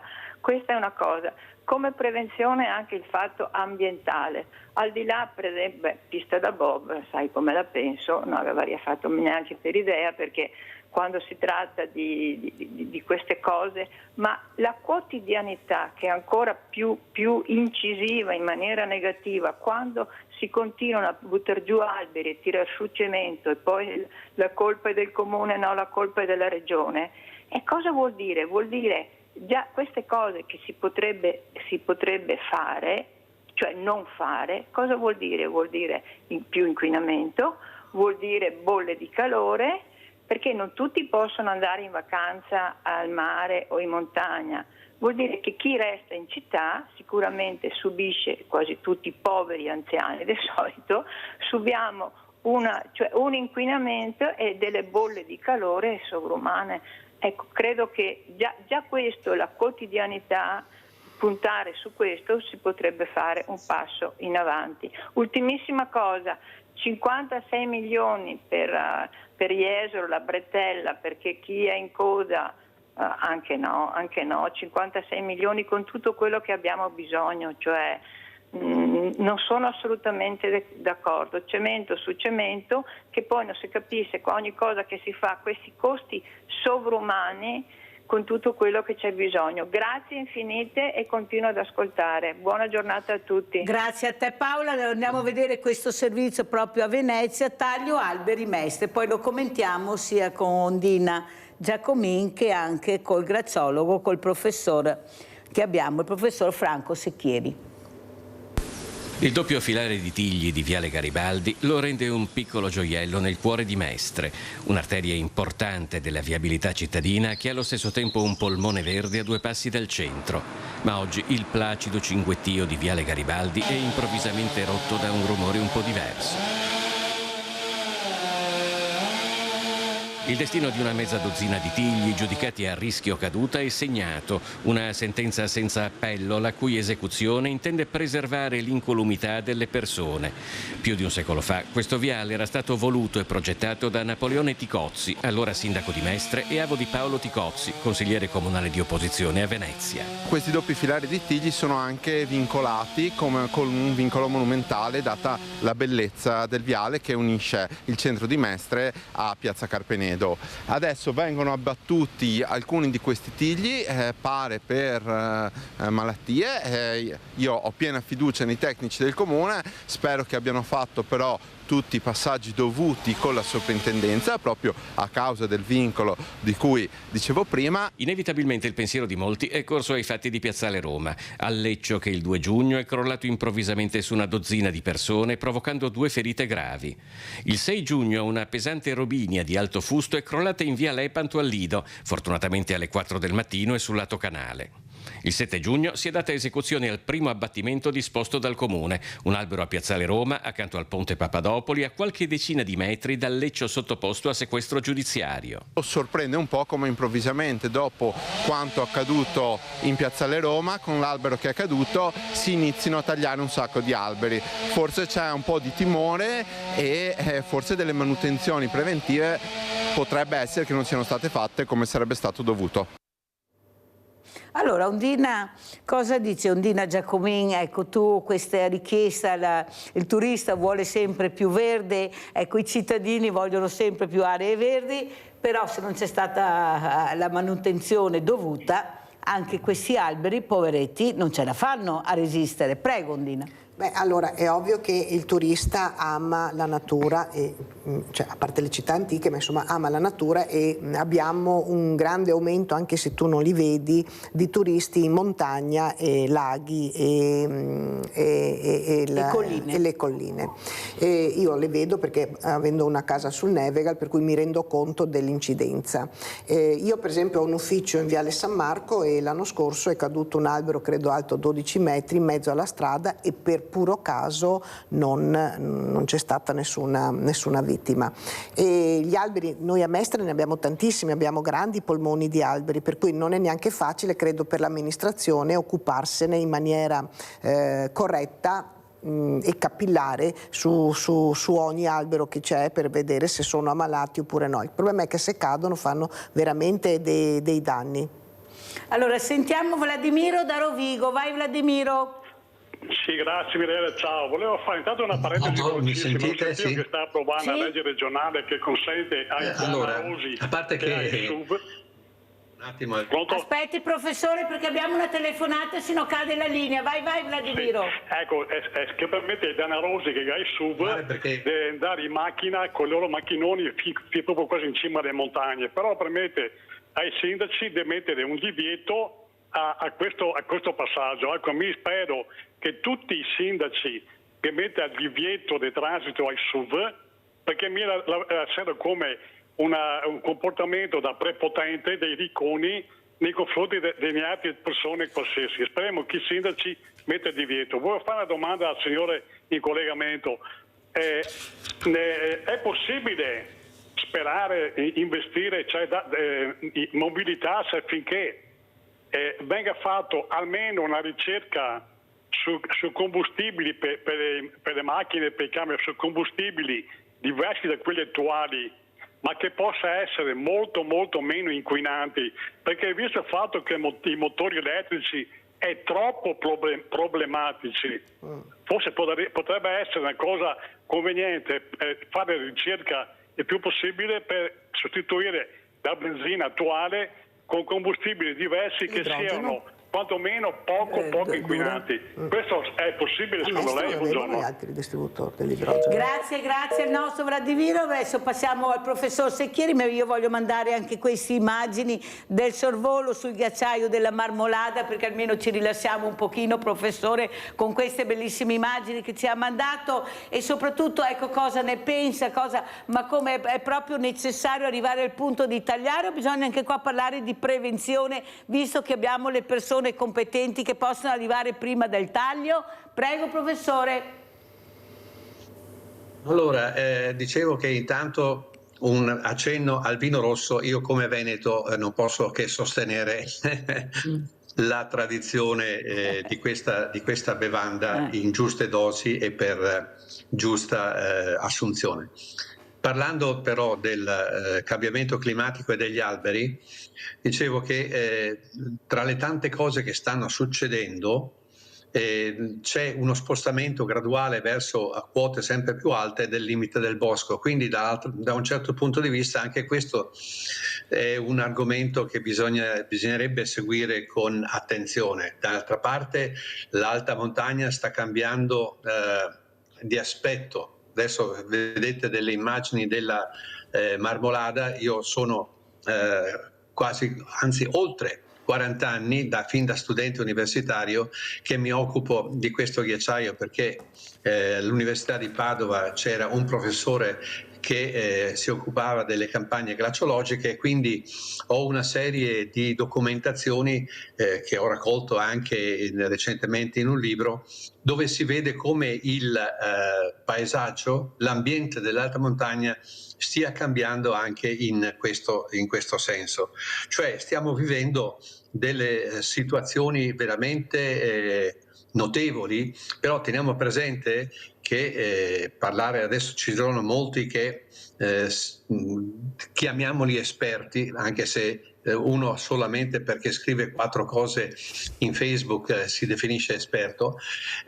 Dicevo che comunque l'aspetto paesaggistico muta e anche quindi va a incidere su quello che è il turismo. Prima parlavate di turismo dell'alta montagna, sia come modo di frequentare l'alta montagna. Adesso c'è la tendenza a spostare sempre più in alto l'accesso turistico. Non so se sia un bene o un male. Io personalmente vedere la montagna assalita da frotte di turisti, non perché siano tutti quanti impreparati, però si vedono immagini di persone con l'infradito sul ghiacciaio della Marmolada. Queste sono cose che fanno anche un po' riflettere. Per cui io faccio un appello anche alla politica, perché spesso mi sembra che sia molto lontana da queste problematiche e quindi deve necessariamente essere coinvolta, perché è la politica che decide.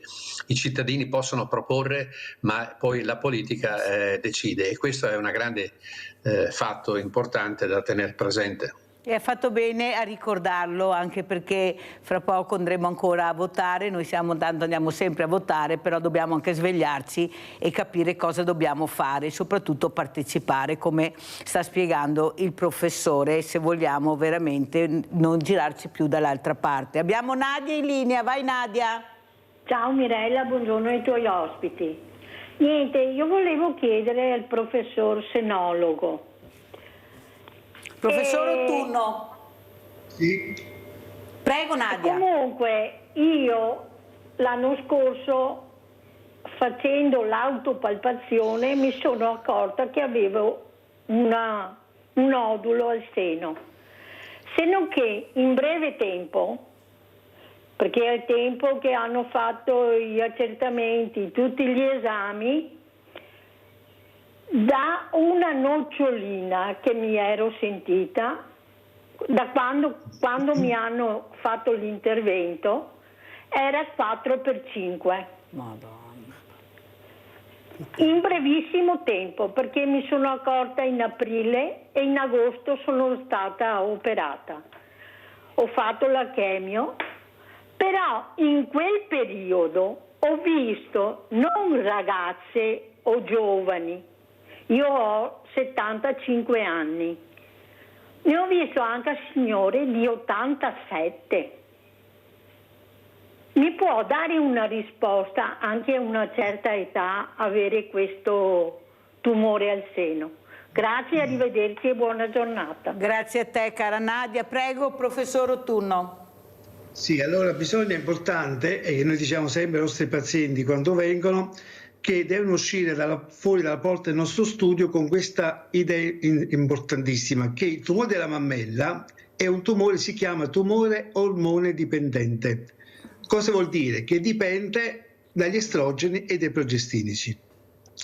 Allora, fino a una certa fascia di età, fino alla menopausa, noi abbiamo le ovari che funzionano, quindi abbiamo questi ormoni che agiscono purtroppo per noi senologi dai capelli alla punta delle dita, dei piedi, solamente su un organo, sul seno, sia nelle donne e anche nei maschi. Il motivo che noi stiamo vedendo ogni mese abbiamo almeno una ventina di maschi, non con tumori ma con problemi alla mammella, che si rivolgono da noi. Uno dice ma i maschi non hanno le ovaie, quindi già questo fa pensare che non è solo un motivo, diciamo, del ciclo mestruale o dell'età fertile, ma ci sono anche gli ormoni che arrivano dall'esterno. Noi da 16 anni facciamo una battaglia enorme, appunto, come dicevo prima, contro questi allevamenti intensivi. Tutti diciamo potete mangiare qualsiasi tipo di carne, ma purché siano queste tre: pollo, tacchino e vitello. Il motivo che stiamo avendo un aumento dei tumori della mammella è dovuto a quest'uso, non riesco a capire su che base, ma lì vanno molto anche i mass media, del pollo e tacchino. Dovete capire che prima della mucca pazza, quindi 22 anni fa, un pulcino per crescere ci impiegava non meno di 5-6 mesi. Io dico sempre che i nostri contadini, rispetto a noi, avevano questo pregio: la pazienza. Loro sapevano che prima dei 5-6 mesi non potevano mangiare i polli. Con la mucca pazza la gente è fuggita dalla mucca, si sono rivolti a un altro tipo di carne, purtroppo per i polli e tacchino, dico purtroppo per loro, che fanno una morte atroce, cioè loro in 3 settimane il petto diventa 10 volte più grande di quelli che hanno e muoiono in asfissia. Quindi cosa è successo? Che la gente si rivolta a pollo e tacchino. Gli allevatori hanno scoperto che questi poveri animali potevano, qui non c'entra gli antibiotici, parliamo qua di estrogeni. Madonna. Poiché hanno scoperto che questi poveri animali sottoposti agli estrogeni si gonfiavano in poco tempo, noi siamo arrivati dai canonici 6 mesi a 3 settimane. Cioè noi in 3 settimane un pulcino nelle grosse aziende di polli, e lo so perché ho pazienti che sono venuti da me con tumori grossi che lavorano in queste aziende, abbiamo in 3 settimane che questi poveri pulcini diventano delle bestie enormi. D'altra parte noi siamo stati i primi a dirlo 16-17 anni fa, e mi ricordo 2 anni fa siamo stati a Palazzo Madama, proprio ci hanno invitati nel giorno del malato oncologico a dire queste cose, c'era qualche politico che diceva ma come hai fatto a scoprire queste cose? Lavorando tutti i giorni con 4.000 pazienti all'anno si riesce a capire appunto che si vede che chi fa uso di pollo e tacchino, sono tanti, anche se adesso è in diminuzione, hanno tutti quanti questi problemi. Pensi che ho avuto una paziente 90enne, questa paziente 90enne fa dire i propri casi, questa paziente 90enne è venuta per 35 anni da me, fino a 87 anni ha fatto i controlli e non ha mai mangiato negli ultimi 30 anni pollo e tacchino, poiché vive con una sua figlia e a 87 anni voleva abbandonare la prevenzione, diceva tu ormai sono arrivato a questa età quindi basta, io l'ho convinta a continuare, ha continuato, dopo 3 anni e 90 anni ho scoperto un cancro al seno, un cancro piccolo, un cancro al seno. La figlia che faceva la spesa mi ha detto guarda dottore, mia madre in realtà mi ha impressionato perché lei fino a 3 anni fa non mangiava mai il pollo e tacchino perché le sue parole erano Vangelo. Negli ultimi 3 anni, da quando lei non voleva fare più le visite, ha iniziato a mangiare solo pollo e tacchino. in 3 anni è scoppiato un cancro. Quindi dovete capire che l'alimentazione in questo campo della mammella è importantissima. È il motivo che questi ragazzi che vanno nelle palestre e gli fanno il riempio di pollo e tacchino per farsi i pettorali, poi si rivolgono da noi con nodi o addensamenti mammari. Quindi non è strano che questo nodo si è sviluppato in poco tempo. Infatti non è il suo caso unico, ne vediamo tanti, basta di quella ragazza che ho parlato prima, che 25 anni, le diceva che aveva, prima di prendere la prima, il giorno dopo aveva un nodo di 1 euro, quindi immaginiamo 1 centimetro. In 2 mesi da 1 centimetro è scoppiato in 5 centimetri e mezzo, 6 centimetri. Ma quando gli ho detto, guarda che nel momento in cui tu hai preso quella prima il giorno dopo, sulla tua mammella è capitato un bombardamento di ormoni equivalente a 3 mesi di pillola anticoncezionale, e nessuno l'aveva mai detto, lei si è meravigliata. Per cui dobbiamo stare attenti, ripeto, almeno per la mammella e per tutti i tumori ormonodipendenti, a non far entrare nel nostro corpo alimenti con ormoni, perché è un tumore ormonodipendente. Quindi quello che è capitato a lei, stia tranquilla, sta capitando a tanta gente, purtroppo. Allora, Ondina Giacomini, so che eri perplessa, stupita, meravigliata, ho visto nella tua faccia e nella tua sottovoce che commentavi veramente stupore. Prego Ondina, cosa vuoi dire dopo aver sentito il professor Rotunno, Luca Rotunno? Io veramente non mi sarei mai aspettata che l'alimentazione... Sì. So che l'alimentazione, noi siamo quello che mangiamo, no? Si dice, però che il pollo, il tacchino, anche perché io ne mangio tantissimo da oggi, basta, no? E soprattutto gli uomini, cioè io sono rimasta allibita che questo problema lo possono avere gli uomini, cioè pensavo sempre che fosse una questione delle donne, beata ignoranza, insomma, ecco, voglio dire, per cui... Anche perché non è che ci sia tutta questa, se io non invitavo lui, il professor Rotunno, non è che queste informazioni, anche se devo dire la verità, professore, che ho la fortuna di avere come lei delle eccellenze, e veramente tutti quanti puntano molto sull'alimentazione, un'alimentazione corretta, un'alimentazione sana, ma io mi domando anche come fare, perché il pesce è la plastica, perché le verdure, l'abbiamo detto prima, la carne rossa guai a nominarla, adesso sentiamo addirittura le carni bianche, veramente è un problema. Allora, se posso intervenire, prego, normalmente parlare sempre, io sono allievo di Veronesi, per questo noi parliamo appunto di alimentazione e cancro, io sono cresciuto con lui, quindi sto tutti questi, da 40 anni parliamo dell'alimentazione e tumori, e con il professor Berrino, che è nutrizionista. Qualche paziente mi dice, come mai dottore, ma i nutrizionisti ci consigliano la carne bianca, il pollo e tacchino. Allora, quando si parla di carne bianca che fa bene e carne rossa che fa male, già siamo sulla strada sbagliata. C'è la carne bianca che fa bene e fa male, c'è la carne rossa che fa bene e che fa male. Non si può mai generalizzare. Nella carne bianca, per esempio, noi abbiamo l'agnello, l'anitra, abbiamo il coniglio, che al momento noi sappiamo che non sono ormonizzati. Carne rossa è ormonizzata il vitello. Io so che già quando ero piccolino scoppiò il primo caso, prima di pollo e tacchino, scoppiò 40-50 anni fa, il caso dei vitellini di latte che venivano gonfiati con gli ormoni, con gli estrogeni. Poi dopo si è andato avanti, poi si è nascosto il tutto. Ecco, adesso il problema, diciamo, c'è ancora, ma rispetto al pollo e tacchino è minore. Carne rossa, il manzo e la lonza di suino, perché adesso abbiamo dei nutrizionisti intelligenti, svegli, che quando devono dare le proteine ai loro pazienti non vanno a vedere solamente proteine, pollo e tacchino, pieno di proteine, diamo il pollo e tacchino, è quasi una pigrizia questa, di dire diamo il pollo e tacchino a tutti quanti. Se vanno a notare bene, le proteine si trovano anche nel tonno, le proteine sono anche nei legumi. Nei legumi fanno benissimo, sono le proteine vegetali, quindi possono riempire di proteine il nostro organismo senza prendere il pollo e tacchino.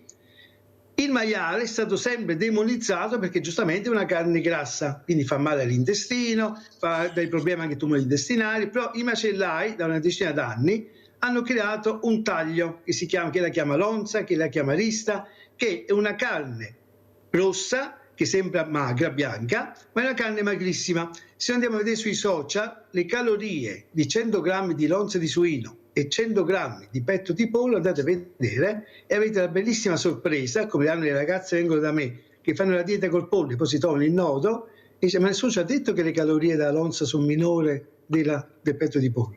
La lonza di suino ha meno calorie del petto di pollo, che quella crosticina che noi ci piace quando facciamo il pollo allo spiedo, che è tutto grasso. Grazie professore. E la lonza di maiale non possono trattare, lo tratto con gli antibiotici, siamo d'accordo, gli antibiotici trattano tutti gli animali, tutti, ma noi parliamo di ormoni, di estrogeni, non possono trattare gli animali maiali con gli estrogeni, che altrimenti, perché è tutta una questione di business, che altrimenti tutti gli insaccati, quindi il prosciutto, la mortadella, il capicollo, con gli ormoni fanno i vermi, li devono buttare tutti gli insaccati. Questo è il motivo che non usano gli ormoni negli animali. Quante cose stiamo imparando questa mattina. Gli ormoni. Andiamo invece di lonza di maiale. il pollo e il tacchino riescono in poco tempo a farli sviluppare in maniera terribile. Però faraona, allora coniglio, lonza di maiale, l'anitra, tutta selvaggina, l'agnello, questi non contengono ormoni. Abbiamo Sandra in linea, veloce Sandra, vai.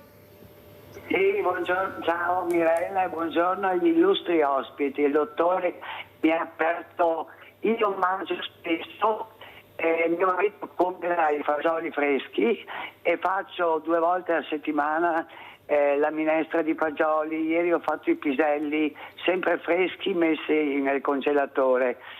Io amo molto le minestre, le zuppe, perché sono cresciuta un poco. Mi avete dato la parola oppure no? Casa mia si mangiava la carne una volta alla settimana, il lesso, o mia mamma faceva gli gnocchi, ancora adesso io faccio gli gnocchi, li faccio anche bene, e trovo, dopo, tutte le carni a me piacciono. Io d'estate, dottore, mangio la carne di puledro, perché mi dà energia, forza, perché sono magra, io sono sempre stata magra, non ho mai avuto problemi, ho fatto tutti gli esami, mammografia, ho una certa età anch'io, però mi piace molto coniglio, faraona, mi piace anche il pollo, però piano.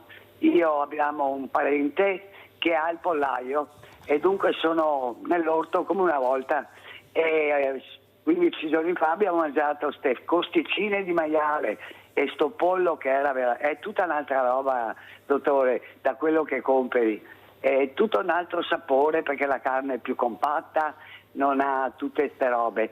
Dopo, ognuno ha i suoi gusti. Io per esempio mi mangio un pezzettino di grana, un pezzettino, perché mi piace, mi dà anche quello e proteine, cioè tutte quelle cose. Dopo, e bisogna anche muoversi, perché il movimento, come dico sempre, io faccio 2, 3, 4 chilometri al giorno a piedi, abito in centro, vado in piazza, torno indietro, adesso fra poco esco, dopo torno il pomeriggio perché devo andare al medico di base, cioè e ho le scale, 65 scalini, quelli della volta. Ecco, per quello ti mantieni così. Grazie Sandra, devo continuare, se no non ce la faccio, ma sei stata molto chiara. Un attimo la parola per il fatto del grana, no? Ecco, lo studio COS che abbiamo fatto io e il professor Berrino appunto ha dimostrato anni fa che il latte vaccino, allora chi viene colpito da un cancro del seno noi lo eliminiamo subito. E invece chi non ha ancora, per fortuna, avuto un tumore al seno, gli consigliamo non più di una tazza al giorno. Invece con questo studio abbiamo diffuso l'uso del latte di capra, che fino allora nessuno lo conosceva. Il latte di capra potete bere anche 1 litro, 2 litri al giorno. Latticini di capra, tutti.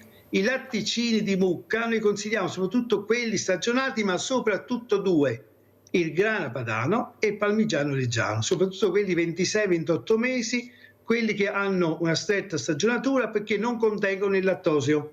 Per cui il fatto che diceva prima il grana, bravissima, e noi tutti consigliamo, tutti quanti, ogni giorno di mangiare un po' di grana e un po' di parmigiano, anche senza pane, perché, soprattutto in voi donne, oltre a non farvi il cancro al seno, ma serve anche per ossificare meglio le vertebre, quindi per prevenire l'osteoporosi e altre malattie degenerative. Grazie professore, adesso andiamo dal professor Secchieri, vediamo queste foto bellissime che ha portato dei ghiacciai. Allora professor Secchieri, abbiamo sentito come dobbiamo mangiare, cosa dobbiamo mangiare, dobbiamo stare attenti, adesso con lei parliamo di respirare, di bere, l'acqua pura, ecco dove la troviamo, tutta questa acqua in bottiglie, l'acqua più buona del mondo, vanno nella montagna, nel ghiacciaio, aprono il rubinetto e viene fuori l'acqua l'acqua frizzante poi la si beve. Prego professore, allora vediamo le immagini, che è meglio le foto, e le commentiamo col professor Secchieri, e cosa ci vuole dire, che messaggio vuole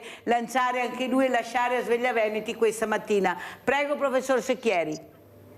Sì, il mio messaggio riguarda sostanzialmente un aspetto che è il cambiamento del paesaggio dell'alta montagna dovuto alle modifiche in atto del clima, che sta facendo ritirare, esaurire le masse gelate. Qua vedete delle immagini, il confronto ad esempio della Marmolada a 40 anni di distanza, come il ghiacciaio si sia ridotto e praticamente stia scomparendo del tutto. Se vedete delle tracce bianche, sono i teloni che coprivano la pista da sci, perché un tempo si sciava sul ghiacciaio della Marmolada, ora non più.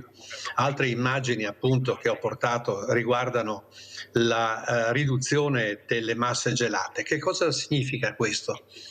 Non solamente ovviamente un fatto di cambiamento dell'aspetto della montagna, ma riguarda anche e soprattutto il problema della riserva idrica, perché noi dobbiamo considerare che i nostri fiumi principali, ad esempio l'Adige e il Po, sono specialmente d'estate alimentati dalle masse gelate presenti in alta quota.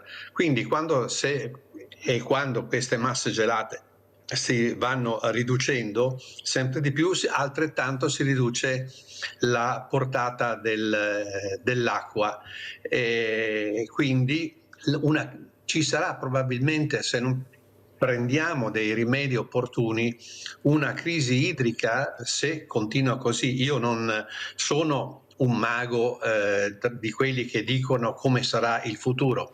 Sto solo osservando quello che sta accadendo attualmente, ed è tra l'altro dal punto di vista climatico il tempo, l'unità di misura per il clima sono i 30 anni, quindi non è da oggi al domani che il clima può modificarsi. Certamente in questo periodo molti dicono che il clima è sempre cambiato, è anche vero. Guardate questa immagine, è un quadro che ritrae la laguna di Venezia gelata. Siamo nel 1700 circa, quando c'è stata una fase durata parecchi secoli, nota col nome di piccola età glaciale, perché in quell'epoca il clima era molto più rigido e di conseguenza i ghiacciai molto più estesi. Addirittura quella è una mappa dell'Italia, guardate l'Adriatico, durante l'ultima glaciazione. Quindi uno può dire, Madonna Santa, il clima non sarà mica questo qua che viviamo adesso, un qualche cosa di eccezionale. Quello che stiamo vivendo adesso di eccezionale ha la velocità. La velocità per cui, secondo le note, le storie, la conoscenza del passato, non c'è mai stata un cambiamento con questa velocità, perché sale molto rapidamente la concentrazione dell'anidride carbonica, ma guardate che non intendo dire che è tutta quanta colpa dell'anidride carbonica solamente, perché dopo uno va in giro con la sua pandina Euro 5 diesel e dice Madonna, sta inquinando il mondo e dopo si trova in autostrada dietro i camion che la sommergono di polvere. Vabbè. Queste che vedete sono altre immagini di quello che sta succedendo in montagna, la ricerca di protezione del ghiaccio nelle piste da sci, che ormai è diventata inutile anche questa. Qua siamo sul Tonale, questa è l'immagine del ghiacciaio delle piste che ormai sono scomparse. Questo per dire che c'è anche un'altra implicazione di tipo economico e turistico, perché un tempo si frequentava l'alta montagna anche per lo sci estivo, ad esempio la Marmolada era nota, e anche lo Stelvio, il Tonale, tutti luoghi dove ormai lo sci estivo non si pratica più. Quindi vedete come il ritiro, la riduzione delle masse gelate implichi parecchie problematiche da tipo economico, ambientale, paesaggistico, idrologico, idrografico e quant'altro. Da anni, ad esempio, io vado ripetendo scusate, un po' il vino rosso che manca, vado ripetendo la necessità di costruire, ad esempio, delle vasche di raccolta, invece di fare il bonus facciate. Perché non diamo, ad esempio, a chi fa la ristrutturazione delle case, eccetera, dei finanziamenti, e basta poco, per costruire delle vasche di raccolta dell'acqua piovana? Potrebbe essere ovviamente utile, non tanto per bere, ovviamente l'acqua piovana non si beve. E guarda Mirella che non si beve neanche quella che viene giù dal ghiacciaio, perché sembra l'immagine è quella della purezza, no? Esatto. Dell'acqua, del ghiaccio puro, eccetera. In realtà anche quella è inclinata, perché le polveri sottili che si depositano assieme alla neve sulla superficie dei ghiacciai poi vanno a finire nell'acqua. Se io dovessi mettere su un'impresa, ovviamente metterei su un'impresa di acqua minerale che è venduta in bottiglia, perché oggigiorno io vorrei sapere se c'è ancora qualcuno che si fida di bere l'acqua che viene dal rubinetto. Comunque, torniamo al discorso. A Treviso dicono di sì, professore. L'acqua del sindaco. L'acqua del sindaco di Treviso dicono che è molto buona e controllata, almeno dicono così i presidenti delle partecipate che io ospito, dico che è il massimo. Sì, vabbè, non dico mica, io parlavo adesso dell'acqua pura, no, che viene giù dal ghiacciaio. Certamente l'acqua che viene dalle risorgive o comunque non certo dai torrenti all'aria aperta avrà, ed è giustamente controllata, quindi non è che ci siano problemi su questo. Io dicevo che la quantità di acqua, l'acqua non serve solo per bere, serve all'agricoltura, serve all'uso domestico. Quanta acqua facciamo?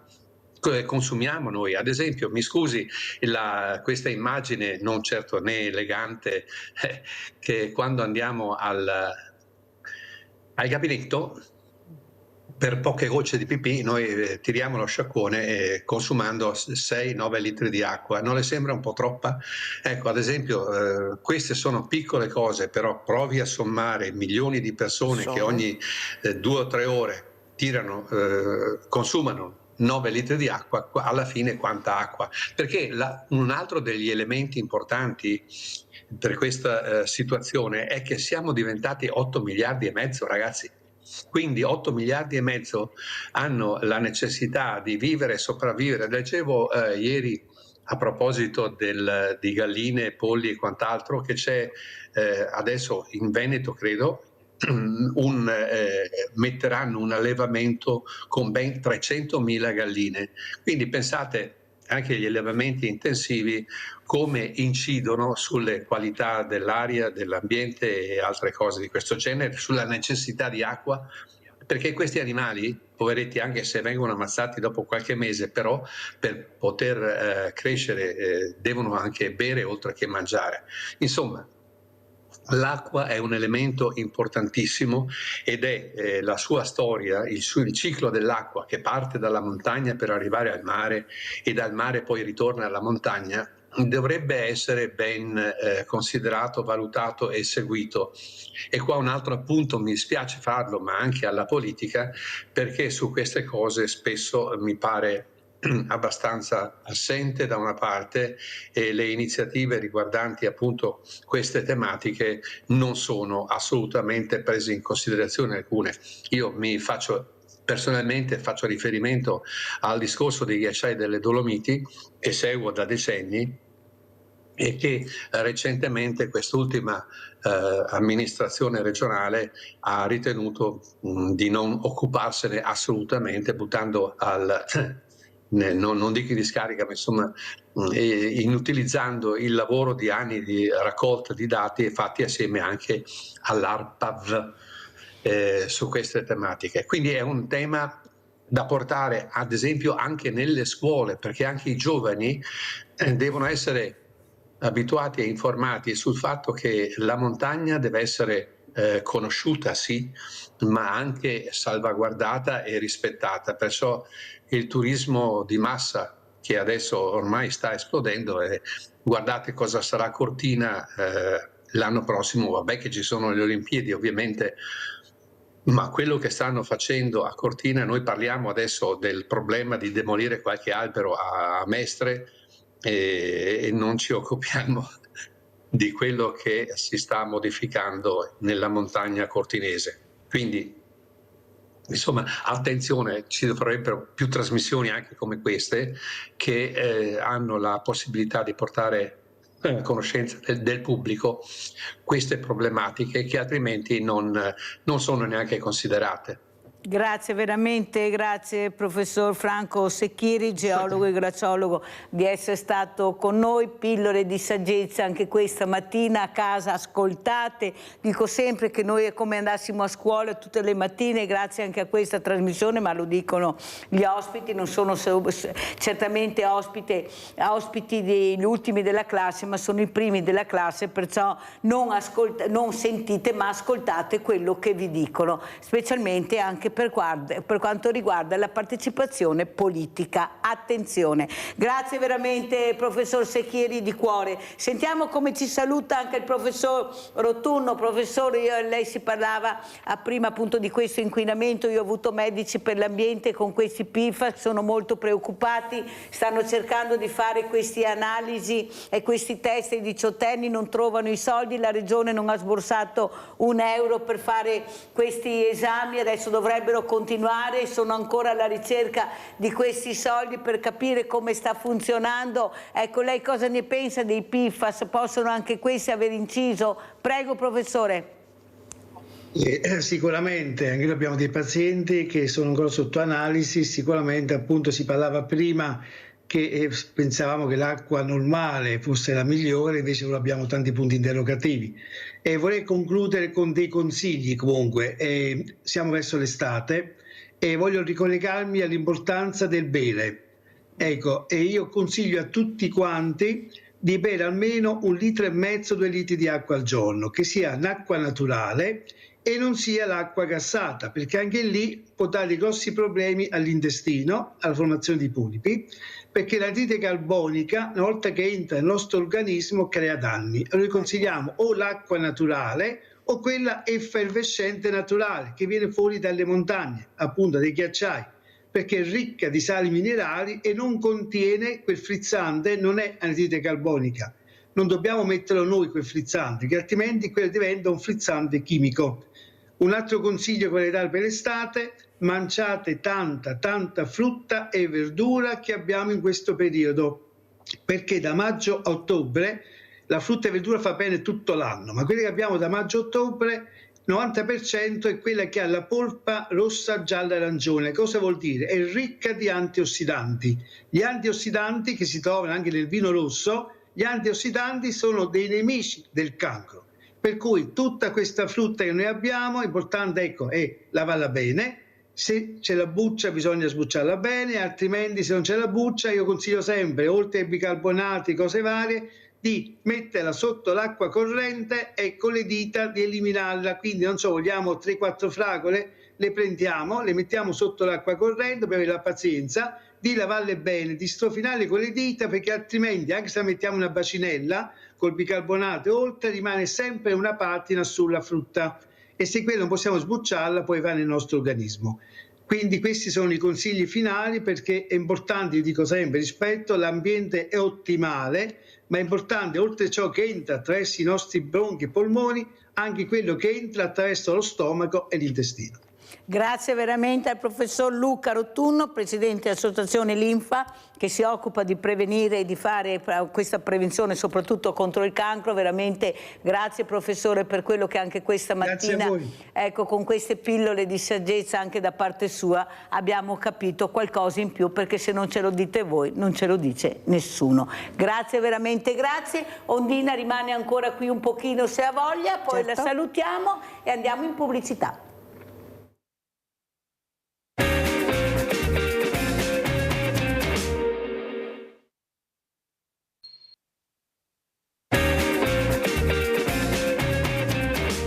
adesso siamo con Dina Giacomin perché è rimasta qua questa presidente dell'associazione ABBA, Turismo Extra Alberghiero, perché deve dare i numeri e noi non è che daremo i numeri, ma sentiremo dei numeri certi, numeri dell'Istat che fanno capire molte cose. Prego Ondina.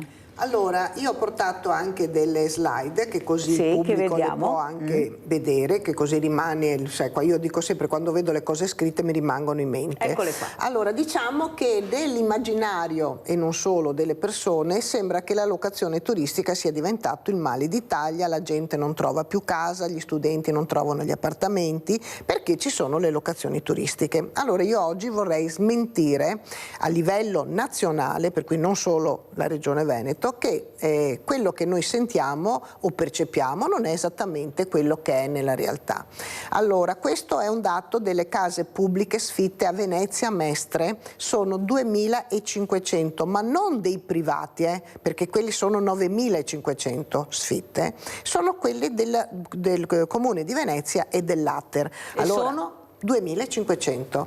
Allora, se solo queste case venissero messe a disposizione dei cittadini invece che fossero murate, ok, molto probabilmente gli studenti e i cittadini che vogliono abitare a Venezia non avrebbero nessuna difficoltà a trovarle e magari anche dei prezzi calmierati. Poi ho un dato che è importantissimo a mio avviso, che è questo che stiamo vedendo. Allora, le locazioni turistiche a livello nazionale sono 650.000 dati Istat. Le case in Italia sono 35.271.829, quelle occupate sono 26.690.000, le abitazioni vuote sono 9.581.000, il che vuol dire che la locazione turistica incide per il 7%, niente, ok? Poi ho altri due dati che vorrei dare alle persone che avessero voglia di aprire una locazione turistica. Allora, vi spiego che non è così conveniente. Allora uno dirà, ma se non è così conveniente perché andiamo a fare le locazioni turistiche? È molto semplice, perché oggi, Mirella, se lei avesse un appartamento affittato, scade il suo contratto, per cui voglio dire, rispettiamo tutte quante le regole del gioco, vuole riappropriarsi del suo appartamento, l'inquilino non va via. A, perché non trova casa, B, perché non vuole, insomma, mille motivi. Minori e via. Quello che c'è. Lei, per avere indietro la sua casa, se le va bene, sono dei 10 ai 15.000 euro di avvocato, dei 5 ai 7 anni, oppure deve andare da Mario Giordano. Allora lei, prima di dare in affitto la sua casa, ci penserà 10 volte, ed ecco perché abbiamo 9.581.000 di case chiuse. Allora qui ancora una volta abbiamo uno Stato latitante che non rispetta le regole, perché le leggi ci sono. Allora, ci sono, perché io le ho dato un dato di 2.500 case chiuse dell'Atter, ma a livello nazionale le percentuali sono altissime, cioè noi abbiamo interi palazzi, condomini vuoti, chiusi, che non vengono messe a disposizione dei cittadini che ne hanno bisogno. Allora, abbiamo fatto queste due slide dove diciamo che se lei affittasse un appartamento a turisti a Venezia centro storico, quello che rimarrebbe in tasca pulito sono 1.261 euro, che non sono male, ok? Con una rendita annuale del 5,22% e dopo da pagare l'IMU. Se invece io lo faccio a Mestre, ho un affitto di 455 euro. Lei vede che se lei avesse un appartamento a Mestre forse non le conviene affittare ai turisti, tenendo presente che se io affitto ai turisti, tra le altre cose, io non ho più una vita, perché ce l'ho a disposizione del turista che se alle 2 di notte questo non si riempisse la luce, chiama me, io devo prendere da dove sono, andare ad assistere il turista come dovrebbe essere. Allora, di dire che tutta la colpa, se mancano le case a Venezia o in Italia, mancano gli appartamenti, la gente non lo trova, è colpa delle locazioni turistiche, questi dati dicono che non è esattamente così. Se poi andiamo nella burocrazia, lei... Abbiamo fatto una slide, sono 2 pagine di adempimenti e non ci siamo ancora addentrati nelle tasse da pagare e le tasse di soggiorno. Per cui fare turismo sì, se uno ne ha voglia, ma è un lavoro a tutti gli effetti. Vorrei dire anche che oggi, e questo lo vorrei dire alle istituzioni, noi ci troviamo, se abbiamo un'ora di tempo, diciamo che 50 minuti li dedichiamo alle scartoffie e 10 minuti li dedichiamo ai turisti. turisti. Non dovrebbe essere così, perché il nostro lavoro, come prima diceva anche il sindaco, noi dovremmo invece mettere a disposizione del turista il nostro sapere della zona, dargli consigli di dove andare nella enoteca più vicina, nel ristorante più vicino, fare i cammini, le biciclette, andare a vedere il posto bello da vedere che magari non è sulle guide, tipo farsi tutta la Riviera del Brenta in bicicletta. Ecco, per fare tutto questo ci vuole anche del tempo. Lei prima ha detto non ci sono i pullman che portano, anche per questo bisogna organizzare, bisogna esserci. Allora, per fare questo noi dobbiamo avere il tempo per poterlo fare. Grazie Mirella che mi ha fatto finalmente dire i numeri sono come importanti, sono. Ecco. Però Ondina, una cosa che io vorrei anche capire, che forse qualcuno sapeva, qualcuno sa e conosce questi numeri. Certo. Il problema è che vogliamo capire a chi giova tenere chiuso questi appartamenti. Stiamo parlando di privato ma anche di pubblico. Allora io dico sempre, ad esempio, le nostre meravigliose ville venete, chiuse in degrado, delle volte addirittura lasciti per la comunità, che sono stati ancora più portati al degrado perché si spera sempre di vendere, mai di riprenderle in mano e vedere magari di creare delle RSA, visto che mancano anche quelle per i nostri diversamente giovani. Ci sono delle file, delle liste d'attesa enormi, ma poi penso anche a tutti quelli diversamente giovani che vivono da soli in queste case, perché non condividerli con questi giovani? Ma chi è che informa? Perché se il messaggio che passa, Ondina, è che i giovani sono tutti delinquenti, che non vogliono di fare niente, che bevono e si drogano, capisce bene che questa nonnino, anche no, a condividere l'appartamento. Mentre noi invece abbiamo visto anche con interviste in realtà dove è successo questo, che queste persone sono rinate perché hanno una compagnia, hanno qualcuno che li ascolta, sono indaffarati perché arrivano a casa. Capisci che forse c'è qualcosa che anche noi invece di chiuderci dobbiamo più aprirci, relazionarci con le università, capire chi sono i giovani che cercano casa e perché non accogliere. Sarebbe così difficile, Ondina? No, guardi, io le do anche un altro dato. Noi come associazione facciamo turismo sì, però diciamo nelle nostre corde c'è anche fare volontariato e soprattutto aprirsi al sociale. Con il Cerchio, che è la cooperativa dove è stato anche il Santo Papa Francesco l'anno scorso, noi stiamo facendo un'accademia, perché lei non ci crederà, ma a noi nella Regione Veneto mancano 1800 addetti per le nostre strutture, per cui le cameriere, piuttosto chi fa la reception, piuttosto chi fa l'accoglienza, piuttosto chi fa i check-in, insomma ci sono varie categorie.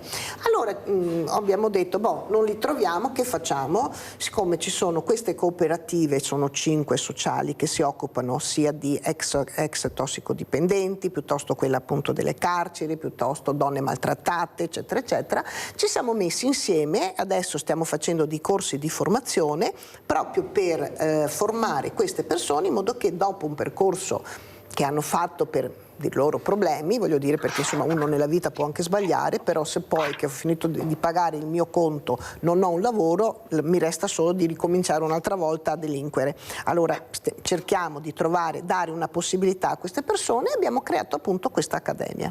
Molto chiaro. Finalmente si è collegata con noi Federica Verin. Buongiorno Verin, si presenti. Buongiorno, grazie a voi per l'invito. Buongiorno, si presenti Federica. Allora, chi è Federica Verin e cosa vuole dire questa mattina? Prego Federica. Allora, buongiorno, io sono la portavoce di InGame, che è un movimento di opinione che è nato lo scorso agosto e che si occupa di sensibilizzare l'opinione pubblica rispetto alla partecipazione ai Giochi Paralimpici, quindi agli eventi sportivi di elite di massimo livello per tutte le categorie di atleti con disabilità intellettivo-relazionale attualmente esclusi, e per consentire all'unica categoria ma in numeri assolutamente risibili quanto a italiani partecipanti, di poter giocare ad armi pari, perché ad oggi non c'è questo tipo di condizione. Allora io ringrazio Federica Verin di essere, perché questo contatto me l'ha dato Mario Bertolaso. Mario, ragazzo, sì, Mario, ecco, atleta di pregio e di prestigio della FISDIR, la Federazione Italiana degli Intellettivo Relazionali. Grande persona e super atleta. Esatto, questo atleta, che è un caro amico della Mirella, ha chiesto al sindaco di Padova Giordani di essere premiato, perché io ce l'ho messa tutta. Se sono arrivato a prendere delle medaglie vuol dire un sacrificio, impegno enormi. E per lui questo premio sarebbe fondamentale. Ma quello che mi ha colpito è quando lui ha detto: ma perché io non posso partecipare a queste Paralimpiadi, perché i numeri sono così risicati, ne va uno della mia categoria, io quando andrò mai? E i miei colleghi, amici, gli altri atleti, quando mai andranno? Non ci arriveremo mai. Ecco, Federica Verino, sarebbe ora di dare la sveglia anche a chi decide di fare questo. Adesso c'è anche un cambiamento nel CONI, nel CIP, perciò vogliamo anche capire dove si andrà a parare, perché il grido veramente di sconforto di questi atleti meravigliosi che abbiamo, che forse sono quelli che hanno portato a casa più medaglie che noi normodotati, poi alla fine se le mettiamo nella bilancia, anche se sono pagati in maniera diversa. Prego Federica. Allora, sì, questo è un tema estremamente caldo, sul quale però l'opinione pubblica, le persone comuni spesso non ne sono a conoscenza, nel senso che si dà troppo spesso per scontato che qualsiasi persona con qualsiasi tipo di disabilità possa partecipare alle Paralimpiadi. Innanzitutto dobbiamo sfatare un mito: le Paralimpiadi sono a numero chiuso, non sono come le Olimpiadi dove tu fai il tempo e quindi tu vieni portato. Per le Paralimpiadi non è sufficiente fare il tempo, ma serve il posto, la slot, e ottenere quella slot è estremamente complicato e complesso. Allora, partiamo prima dalla problematica che attraversa il movimento degli intellettivo relazionali, cioè noi ci ritroviamo come Italia con atleti con una disabilità intellettiva relazionale ben evidente a gareggiare contro situazioni completamente diverse a livello internazionale. Mi spiego. In questo momento la FISDIR, la Federazione Italiana Sport Paralimpici degli Intellettivo Relazionali, che è affiliata alla Virtus Sport, che è l'organismo internazionale che sovrintende all'intero movimento, tessera come da regolamento tra i propri atleti persone con una disabilità intellettivo relazionale e con un quoziente intellettivo che arriva fino a 75. Non c'è un limite verso il basso, ma c'è un limite verso l'alto. In questa categoria c'è chi si trova con questo quoziente intellettivo, ha la possibilità di essere ammesso alla categoria II1, che attualmente è l'unica ammessa alle Paralimpiadi. Il problema sta nel fatto che nel contesto internazionale vengono classificati con lo stesso tipo di classificazione di codice II1 atleti che magari nell'età giovanile hanno avuto un trauma cerebrale senza compromissioni e che quindi tecnicamente non sarebbero degli intellettivo relazionali. Vengono classificati atleti con disturbi di apprendimento, dislessia, discalculia, disgrafia, disortografia, che non sono concretamente una disabilità.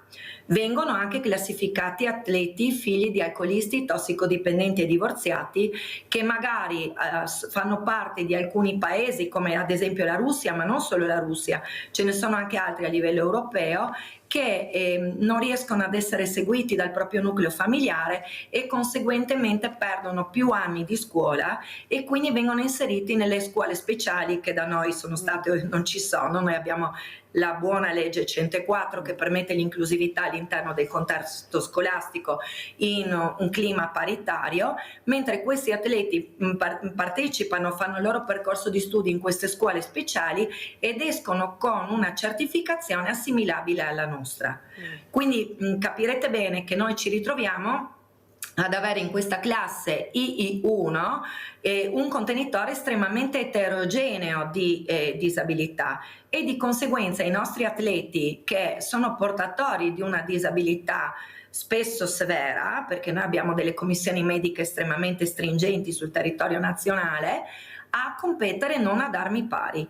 Quindi quei pochi che riescono a fare questi tempi, e sono pochissimi, hanno delle grossissime poi difficoltà prima a fare il tempo e poi ad ottenere la slot, perché la slot si ottiene a seconda del posizionamento nella ranking mondiale, e per avere il posto devi essere entro l'8° posto al mondo, altrimenti riesci ad avere dei punti percentuali di slot che non è detto che poi si traducano in un posto pieno. E quindi, come nel caso di specie delle Paralimpiadi di Parigi, 2 atleti avevano fatto il tempo, uno è stato portato perché era nei primi 8 posti al mondo e la seconda non è stata portata perché non era nei primi 8 posti al mondo. E quindi su 141 atleti convocati Paralimpiadi di Parigi, un unico atleta con disabilità intellettiva relazionale italiano, Paralimpiadi di Tokyo su 113 atleti, quindi meno, ne avevamo ben 3.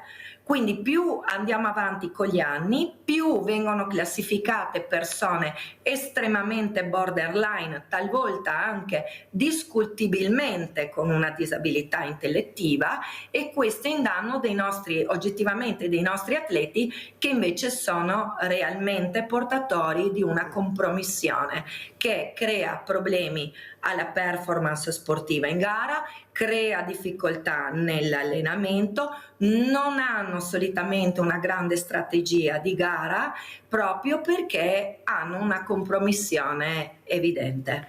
Allora, Federica Verin, grazie per quello che ha detto, ma soprattutto volevo sentire Ondina Giacomin che diceva: mamma mia, ma che complicato, ma che difficile, ma cos'è tutti questi numeri, queste cose? Ondina, cosa vuoi dire? Tu che ti occupi adesso, hai detto anche con questa associazione di cercare di reinserimento, ma cos'è il reinserimento? Cioè nella carta io ho tutto, ma nella realtà non ho mica niente. E poi Federica, è questo il grande problema, che io leggo e c'è scritto tutto bene, poi vedo la realtà e dico: ma c'è integrazione, inserimento? No, prego. Sembra un progetto di ingegneria più che una selezione questa. Però funziona esattamente, vi spiego. Allora, il CIO, che è il Comitato Olimpico Internazionale, dà all'IPC, che è il Comitato Paralimpico Internazionale, 8 giorni di gara. In questi giorni di gara tutti gli atleti devono svolgere le proprie gare. Certo. Questo fa sì che è estremamente complicato aumentare sia i numeri degli sport che i numeri delle gare, e di conseguenza, e questo ve lo riporto che è un dato oggettivo, su 22 sport paralimpici che sono praticati dagli atleti per esempio con disabilità fisica e con disabilità visiva, i ragazzi con disabilità intellettiva relazionale ne possono fare solo 3: nuoto, atletica e tennis tavolo.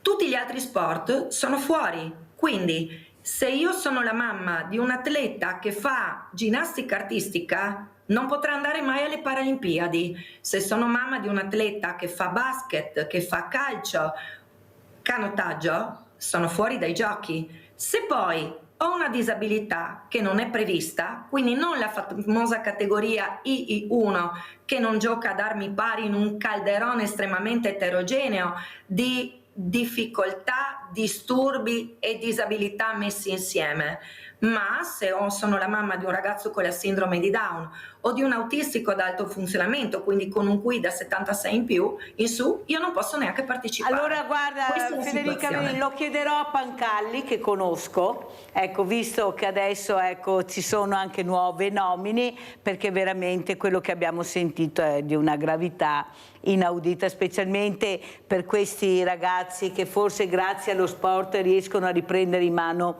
la loro vita, ecco, la loro dignità di vita. Ondina, perché siamo in chiusura, cosa vuoi dire a Federica Verin? E soprattutto quando arrivano questi atleti, ad esempio le Olimpiadi, Cortina, ma dove vanno a dormire? Ecco. Abbiamo gli alberghi, le strutture che li possono ospitare, perché questi sono persone che spendono come tutti gli altri, che arrivano arrivano con la loro squadra ma anche con le loro famiglie e perciò mettono in circolo anche del denaro. Siamo in grado di accoglierli? Assolutamente no. Perfetto. Considerando che i più grandi alberghi sono ancora in restauro, per cui le strutture ricettive extra alberghiere che sono le nostre, devo dire che moltissimi si stanno adeguando con la camera e il bagno per le persone diversamente abili, però non tutti, perché tanti non lo possono neanche fare perché non hanno la conformazione della casa che si presta a fare questo. Però voglio dire, noi dell'extra alberghiero siamo molto sensibili alle persone che hanno delle problematiche e per cui ci stiamo anche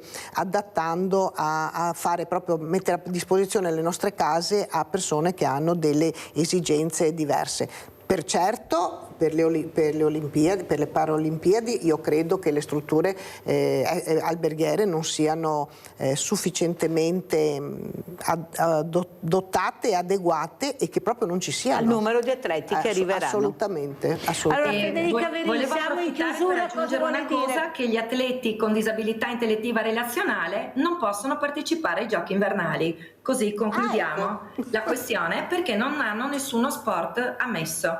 Non che credo. Grande Federica di essere qui con noi e di aver detto quello che nessuno ha sentito, neppure Ondina Giacomin, che è presidente di questa associazione, ha detto non ci credo alle parole della nostra Federica Verin, che ha detto fuori tutti, così abbiamo risolto il problema. No, purtroppo non siamo noi che vogliamo stare fuori, certo. Noi vorremmo entrare con più sport, con tutte le categorie di disabilità, però allo stato attuale ci è stato detto che non ci sono giorni gara per far partecipare i nostri ragazzi, né aumentando il numero delle categorie né aumentando il numero degli sport. Ci stiamo battendo educatamente per questo, perché riteniamo che i nostri ragazzi, i nostri figli, i nostri atleti non valgano meno, non siano meno.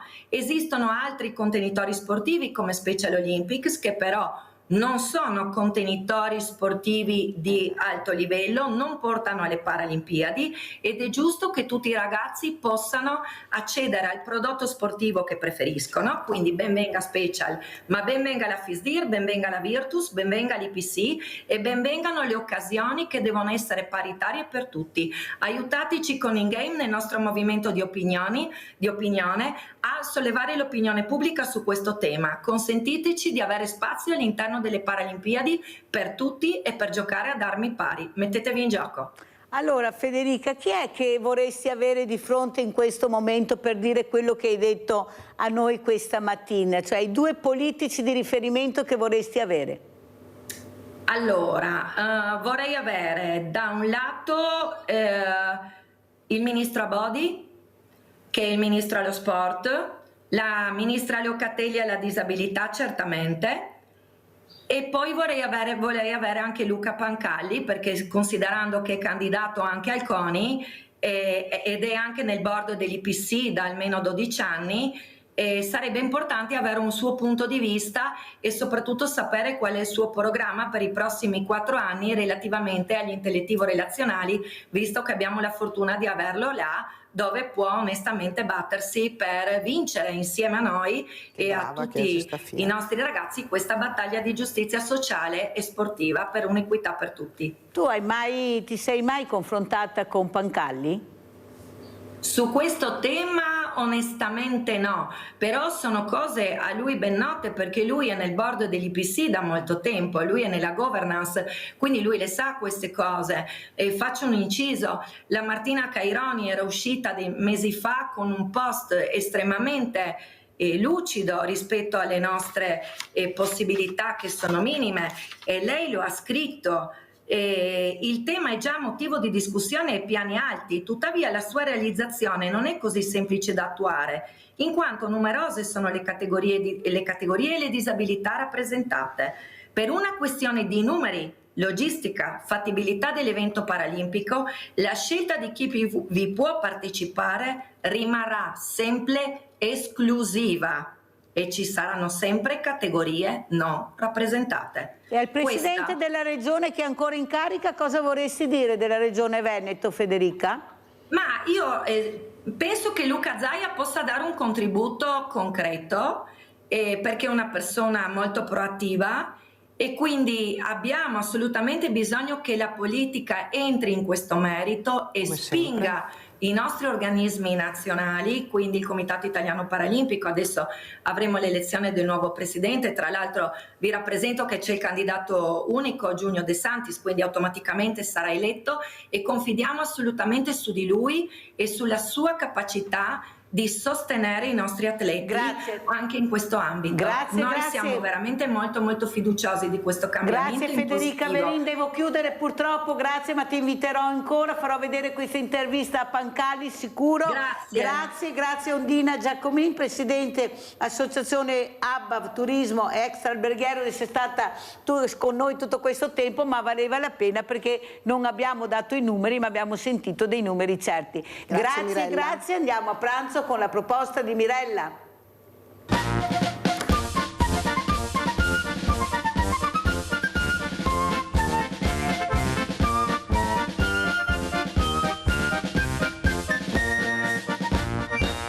Buongiorno a tutti voi. Oggi abbiamo il piacere di proporvi un risottino con gli scampi.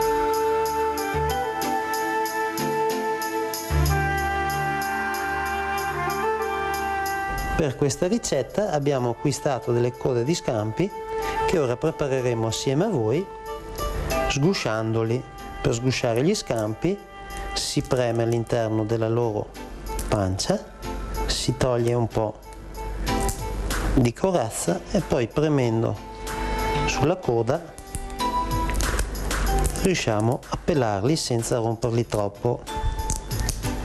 Possiamo indifferentemente usare anche degli scampi freschi che hanno lo stesso risultato alla fine del piatto. Ecco, se usiamo degli scampi freschi avremo l'accortezza di tenere le teste a parte perché ci serviranno per creare un fumetto di pesce.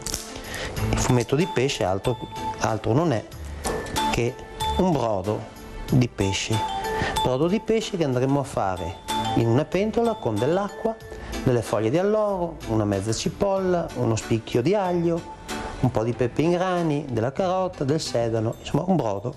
Però a cui poi aggiungeremo tutte le lische degli scampi e faremo cuocere per alcune ore in modo che si riassorba, che diminuisca di volume e ci permetta di avere un brodo saporito a base di pesce. Per continuare con il risotto dobbiamo aprire i nostri scampetti, tirargli fuori il budellino che hanno all'interno, dopodiché possiamo decidere le code di scampi di lasciarle intere, mentre gli scampi grandi possiamo tagliarli a pezzettini in modo che aumentiamo la quantità di scampi che si vedranno nel risotto. Fatto questo, prendiamo l'altra mezza cipolla che abbiamo avanzato per il brodo, andiamo a tritarla in maniera abbastanza fine e noi in questo caso useremo una padella per riuscire a farvi vedere meglio come viene preparato il riso. Diciamo che usiamo una padella per esigenze televisive, altrimenti normalmente si usa una casseruola o una pentola con manico. Comunque andiamo a prendere la nostra cipolla, ci aggiungiamo il nostro filo di olio ed andiamo a rosolarla un attimino. Quando sarà rosolata andremo ad aggiungere il riso. Mediamente si calcolano circa 60 grammi di riso a persona, poi in famiglia anche se facciamo dei piattini un po' più abbondanti va benissimo lo stesso. Attendiamo un minutino che la cipolla si rosoli e poi andiamo avanti con il piatto. La nostra cipolla è rosolata, allora aggiungiamo il riso, lo scaldiamo ben bene in modo che assorba l'olio che c'è nella padella e si tosti, e quando sarà bello caldo lo spruzzeremo con un goccio di vino bianco, eccoci, lasceremo che il vino bianco evapori.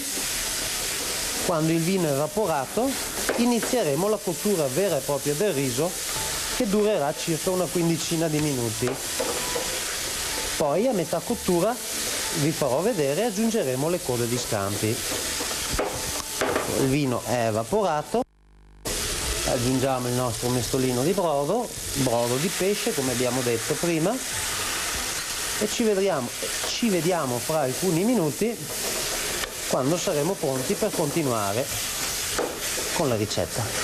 Eccoci, siamo quasi, siamo arrivati a oltre metà cottura e a questo punto aggiungiamo le nostre code di scampi e continuiamo a cuocere il risottino. Siamo quasi pronti, ancora un pochino di brodo e mancano un paio di minuti alla chiusura del piatto. Aggiungiamo un pochino di prezzemolo, spegniamo il fuoco e aggiungiamo una noce di burro e lo mantechiamo senza formaggio. Dopodiché andremo a comporre il piatto finale. Eccoci, abbiamo mantecato il nostro riso, lo disponiamo al centro del nostro piattino e chiudiamo la preparazione di questo piatto con un po' di pomodorino che ci dà una bella nota di colore, uno scampetto come decorazione ed accanto ci mettiamo una bella fogliolina di alloro. Abbiamo due colori stupendi che rendono allegro il piatto e speriamo sia anche saporito.